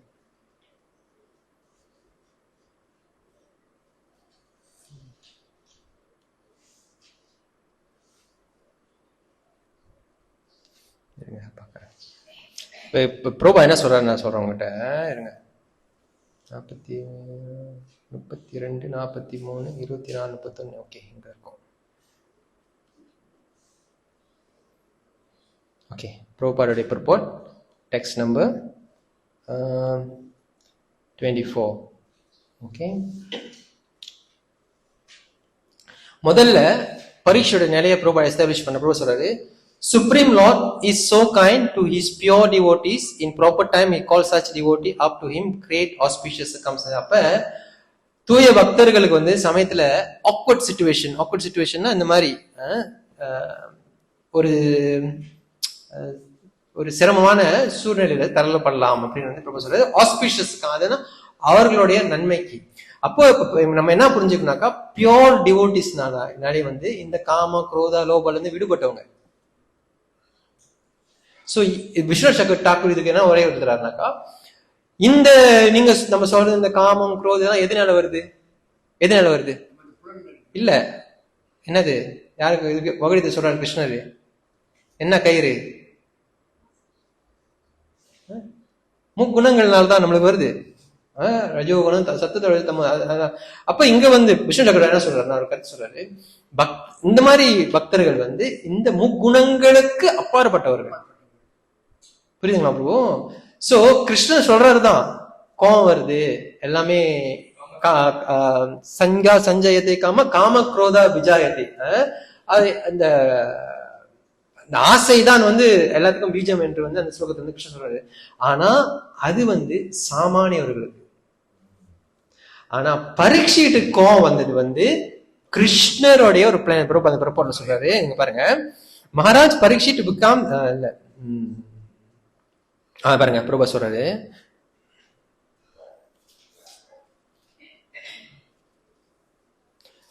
Maharaj Parikshit not become fatigue hungry at thirsty time. அப்ப மகாராஜ் பரீட்சித் இந்த மாதிரி பசி தாகம் இதெல்லாம் அவருக்கு வரலனாக்கா, அப்ப ஸ்ரீமத் பாகவதத்தோடைய பெருமை வந்து எப்படி கொண்டு வருது? அப்பனா அது என்ன அந்த ஓவரால் பிக்சர்னாக்கா, சாமானியமாக காமம் குரோதம் எல்லாம் வர்றது வந்து இந்த குணங்கள்னால வருது. ஆனா பரீட்சித் போல பக்தர்கள் வந்து இதற்கு அப்பாற்பட்டு இருக்கிறதுனால அவர்கள் வந்து பியோர் டிவோட்டிஸ். அப்ப அவங்க வந்து எப்படி இருக்கிறாங்க, பகவான் கையில வந்து ஒரு பொம்மையை போல இருக்கிறாங்க. அதையும் அவர்கள் உணர்றாங்க. அக்செப்ட் பண்ணதானே அடுத்து வந்து சண்டை போடாம தீர்வை தேடுறாரு. அவர் திருப்பி ஸ்ருங்கி நம்மனாக்கா உடனே கேங்க கூட்டு போய் அடிக்க பார்ப்போம் அந்த பையனை. நானும் கேங் வச்சிருக்கேன். அவர் அப்படி செய்யல. அவர் என்ன பண்றாரு, அதோடைய எப்படி நம்ம ஹேண்டில் பண்றதுன்ட்டு அடுத்து உயர்ந்த விஷயத்தை தான் வந்து இது பகவானுடைய ஏற்பாடு. நம்மளும் சமயத்தை நினைச்சுக்கலாம், திடீர்னு எனக்கு கோவம் வந்துருச்சு, நான் பிரிஜபூஷன் இது பகவானுடைய ஏற்பாடு நம்ம நினைச்சுக்கலாம். அது இல்லை, அது இல்ல. நாம பேசுறது வந்து பியூர் டிவோட்டிஸ். ஆமா ஆமா வேற. அது ஏன்னா அவங்க வந்து பகவானோட ஜூரிடிக்ஷனுக்குள்ள வந்துட்டாங்க. பரீட்சித் வந்து அடுத்த அத்தியாயத்துல ஒரு இடத்துலயுமே சொல்ல மாட்டாரு நான் சிறந்த பக்தர், நான் செஞ்சது வந்து பகவான் சொல்ல மாட்டாரு. அவர் வந்து முதல்ல லெமெண்ட் பண்ணுவாரு. லெமெண்ட் பண்ணி எனக்கு தண்டனை வேணும்னு கேட்கும் போதுதான் அந்த அந்த அந்த சாபமே அவர் தெரிய வரும். சந்தோஷப்படுறாரு அதை கேட்டு வந்து. இப்ப நான் வந்து பிரஜபூஷன் ஏசிட்டுனாக்கா ஏசிட்டு நான் என்ன சொல்லுவேன், கிருஷ்ணனுடைய சித்தம் அப்படின்னு சொல்லிட்டு என்ன பண்ணுவேன், உடனே ஒரு ஆக்ரோஷமா ஏதாச்சும் இது பண்ணுவோம். ஆனா பரீட்சித் அப்படி செய்யல அவர் வந்து. அதான் பாயிண்ட். ஏன்னா அவங்க வந்து பகவானுடைய பிளான்ல வந்து அவங்க எல்லாம் பிரபு. ஓகே சனாதனம். ஓகே சரி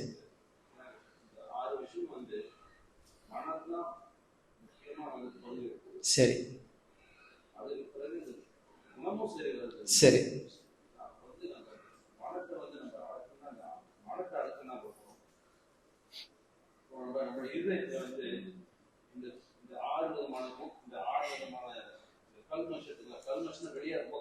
ஆமா சரி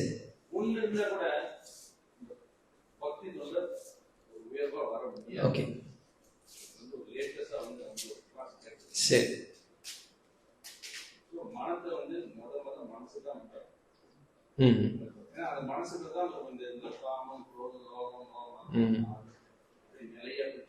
ரைட்.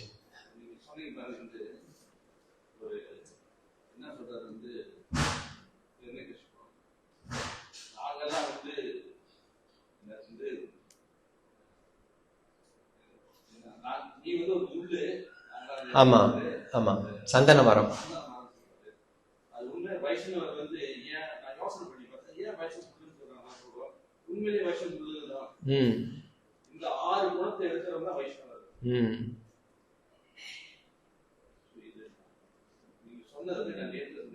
ஓ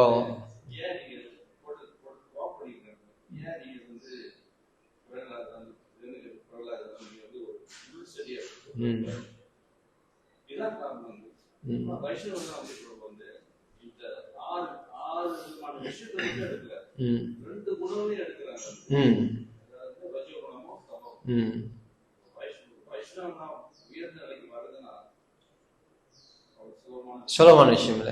பாயிண்ட் அதுதான். இன்னொன்னு நீங்க என்ன புரிஞ்சுக்கணும்னாக்கா, இந்த 6 விஷயங்கள் நீங்க சொன்னது வந்து இந்த காம குரோத லோபா மோக மத மத்சரம் இந்த 6 வந்து எப்பவுமே நம்ம மனசுல வந்து இருக்குது. சோ நம்மளுக்கு வந்து இதற்கு முன்னாடி அது தெரியாது.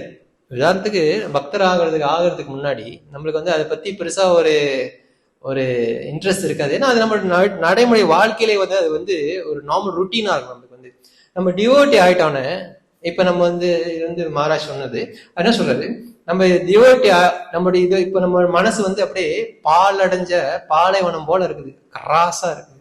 அப்ப நம்ம இப்ப என்ன பண்றோம், ஹரிநாமம் என்ற பேர்ல தண்ணியை கொஞ்சம் கொஞ்சமா ஊத்துறோம். அப்ப கொஞ்சம் கொஞ்சமா நீங்க தண்ணி ஊத்துறப்ப அந்த அனார்த்தங்கள் எல்லாம் கொஞ்சம் கொஞ்சமா ஸ்ப்ரௌட் அவுட் பண்ணும், வெளியாகும். ஏன்னா ஏற்கனவே காஞ்சி போனது, நம்மளுக்கு ஒண்ணுமே தெரியல. அது எல்லாமே வந்து ஸ்ப்ரௌட் பண்ணும். அந்த ஸ்ப்ரௌட் பண்ண பண்ண பண்ண இந்த ஹரிநாமத்தை வச்சுதான் நீங்க திருப்பி அதை கான்ட்ராக்ட் பண்ண முடியும் அப்படின்னு வந்து இன்னொரு விஷயமா நம்ம புரிஞ்சுக்கணும். சொல்லுங்க மாதாஜி. மாதாஜி டெக்ஸ் 40. ஓகே.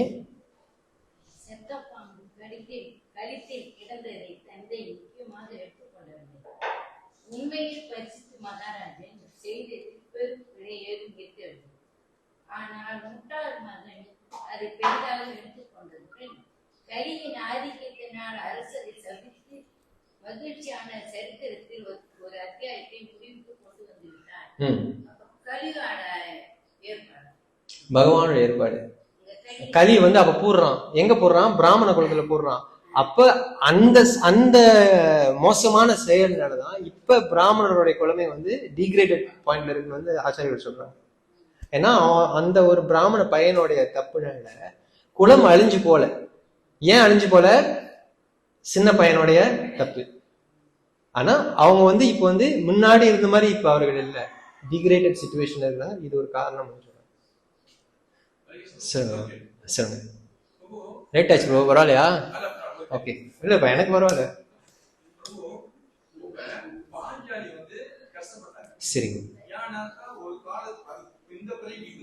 சரி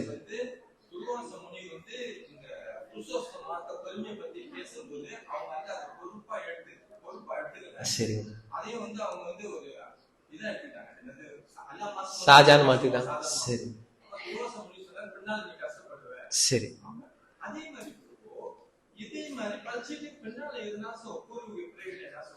பரிஷிட்டோடைய ப்ரீவியஸ் இன்கார்னேஷன் கதை நம்ம இது வரைக்கும் படிச்சது இல்லை பிரபு. இதுக்கு முன்னாடி அவர் என்னவா இருந்தார் என்பது வந்து நான் இது வரைக்கும் எந்த கமெண்ட்ரியும் நான் இது வரைக்கும் படிச்சது இல்லை. ஆனா இருக்கான்னு நீங்க ஸ்ரீமத் பாகவத்தை நீங்க படிக்கணும்னாக்கா ஆச்சாரிய கமெண்ட்ரி, லகு பாகவதம் இருந்தா, பரத் பாகவதம் இருந்தா, இதுதான் நம்மளுடைய பேசிக் ரெஃபரன்ஸ் டூல்ஸ் பிரபு. அதுல இருந்து இருந்ததாப்புல எனக்கு தெரியல. அது வந்து அது வந்து நீங்க நீங்க அப்படி எல்லாமே வந்து அந்த மாதிரி கேட்டகரி நம்ம கொண்டு வர முடியாது பாருங்க. பிரபுபாதருடைய வாழ்க்கையில பாத்தீங்கன்னாக்கா அது பகவானுடைய பிளான். பீஷ்மர் என்ன சொல்றாரு, பகவானை பத்தி எல்லாருக்கும் தெரியும், ஆனா அவர் என்ன செய்ய போறாரு யாருக்கும் தெரியாது. பீஷ்மர் சொல்றாரு இல்லையா. பாகவத கன்க்ளூஷன் ஒண்ணுதான், கிருஷ்ணா கிருஷ்ண பக்தி, அவ்வளவுதான். இதெல்லாம் அதான் ஜீவகோஸ்வாமி என்ன சொல்றாரு, நீங்க தர்ம கதையும் படிக்கலாம், ஞான கதைகளும் படிக்கலாம், ஆனா அது ரெண்டுமே பக்திக்கு ஒரு துணை தான், பிரதானம் பக்தி தான் வந்து ஜீவகோஸ்வாமி சொல்றாரு, உரையில சொல்றாரு. சோ பாகவதம்னாலே யாருக்கு பக்தி, முகுந்தனுக்கு கிருஷ்ணருக்கு பக்தி. அதே நம்ம வந்து புரிஞ்சுக்கணும். ஓகே, ஸோ இப்போ புருஷோத்தமன் எத்தனாம் தேதி வரைக்கும், 15ஆம் தேதி வரைக்கும். ஸோ புருஷோத்தமானோட குவாலிஃபிகேஷன் வந்து எல்லாருக்கும் தெரியும், நீங்க நிறைய கேட்டிருப்பீங்க, படிச்சிருப்பீங்க. ஒரே ஒரு பாயிண்ட் தான், புருஷோத்தமான் தாமோதரமான் நம்மளுக்கு வந்து நிறைய புனிதமான மாதங்கள் வந்து வரலாம். அந்தந்த மாதத்துக்கு வந்து நம்மளுக்கு வந்து ஸ்பெஷல் என்ன சொல்றது அப்சர்வன்ஸ், நீங்க ஆஸ்டெரிட்டிஸ்லாம் வந்து மேற்கொள்ளலாம். ஆனால் உங்களுடைய ஃபண்டமெண்டல் சாதனா நீங்க சாக்ரிஃபைஸ் பண்ணக்கூடாது. 16 rounds, 4 regulative principles, Ekadashi fasting, proper books reading, temple service compromise பண்ணக்கூடாது. டெம்பிள் சர்வீஸை காம்ப்ரமைஸ் பண்ணிட்டு நீங்க ஃபாஸ்டிங் பண்றது கூடாது. பிரபுபாதத்தை கொடுத்த ஸ்டாண்டர்ட் நம்மளுக்கு இதுதான். அதற்கப்புறம் நீங்க செய்தது வெரி குட், ஆனா இங்க நீங்க காம்ப்ரமைஸ் பண்ணக்கூடாது. அதை வந்து ரைட்டு தானே. இப்ப உதாரணத்துக்கு நான் வந்து புருஷோத்தமான் எடுக்கிறேன், பிரபு நான் எங்கேயுமே வரமாட்டேன், நான் நீங்க ஏகாதசி ஃபுல்லா ஜபம் பண்ண போறேன் அப்படின்னாக்கா முடியுமா? முடியாது. நம்ம இங்க பொறுப்புல இருக்கிறோம்னாக்கா யூ மஸ்ட் சாக்ரிஃபைஸ். அதுக்காக நான் சாண்ட் பண்ண மாட்டேன் பிரபு, நான் அதுவும் சொல்லக்கூடாது. சாண்டிங் பண்ணணும், ரெகுலேட்டிவ் பிரின்சிபல், ப்ராப்பர் இன்ஸ்ட்ரக்ஷன்ஸ் குரு ஃபாலோ பண்ணணும். அதற்கு மேல செய்யறது வெரி குட். அதை செய்யறதுக்காக இதை நீங்க காம்ப்ரமைஸ் பண்ணக்கூடாது. அதை நீங்க புரிஞ்சுக்கணும். அதையும் அன்லெஸ் நீங்க குரு கிட்ட நீங்க வந்து தனிப்பட்ட முறையில் ஏதாச்சும் கட்டளை வாங்கினாக்கா அது different category. Generally any month நீங்க பார்க்கணும், டிவோட்டிஸ் லைஃப்ல வந்து டெய்லி இஸ் ஆஸ்பிஷியஸ் மூமெண்ட் பிரபு. நீங்க காத்தாலே மங்களாரத்தி பண்றீங்க, இந்த மாதிரி மாசங்கள் வந்து ஒரு ஓவர் டைம் மாதிரி தான் உங்களுக்கு. டபுள் 3 பேனா டெம்பிள் பேசி நீங்க சத்தியம் பண்ணீங்க தானே பிரபு, நீங்க என்ன சொன்னாலும் நான் செய்வேன் பிரபு. அவரு போய் உங்க குரு கிட்ட சொல்லிட்டாரு தானே. ஸோ இதுதான் பாயிண்ட். புருஷோத்தமன் தாமோதர மந்த் எல்லா மந்த்துமே திஸ் இஸ் அப்ளிகபிள். நம்ம வந்து மாசத்தை வந்து தாழ்த்தி சொல்லல. நம்ம என்ன சொல்றோம்னாக்கா எப்பவுமே செய்யறதே முதல்ல நம்ம நல்லா கரெக்டா செஞ்சிருவோம். அது செஞ்சுட்டு என்ன சொல்றீங்க பிரபு, நம்ம அதுலயே நம்ம கோட்டை விட்டுட்டு நம்ம இது செய்யறதுனால எப்படி குரு அவன் ஃபண்டமெண்டல் வந்து விட்டுக்கூடாது. என்னது ஃபண்டமெண்டல்? காத்தால எந்திரிக்கணும், 16 மாதம் ஜபம் பண்ணணும். எனக்கு போர் அடிக்குது பிரபுனாக்கா பிரபுபாதர் புத்தகம் அன்னாடிக்கு முடிக்கணும். அதுதான் உங்களுடைய அந்த ஸ்ட்ரென்த் பண்ணும் பிரபு. காலைல படிச்சு எவ்வளவு அழகா பிரபுபா சொல்ற ஒரு வார்த்தையும், அது ஒரு லெக்சர்ல இருக்கக்கூடிய ஒரு அக்செப்ட், அது வந்து அவ்வளவு ஃபேண்டாஸ்டிக்கா இருக்கு. படிக்கும் போதே நம்மளுக்கு அவ்வளவு கிளியரா புரியுறாரு என்ன சொல்ல வர்றாரு. என்ன சொல்றாரு, ஹரிநாமம் தான் நம்மளுக்கு வந்து ஒரே தீர்வுன்னு சொல்றாரு. அதான் அவர் எஸ்டாப்ளிஷ் பண்றாரு அந்த பாயிண்ட.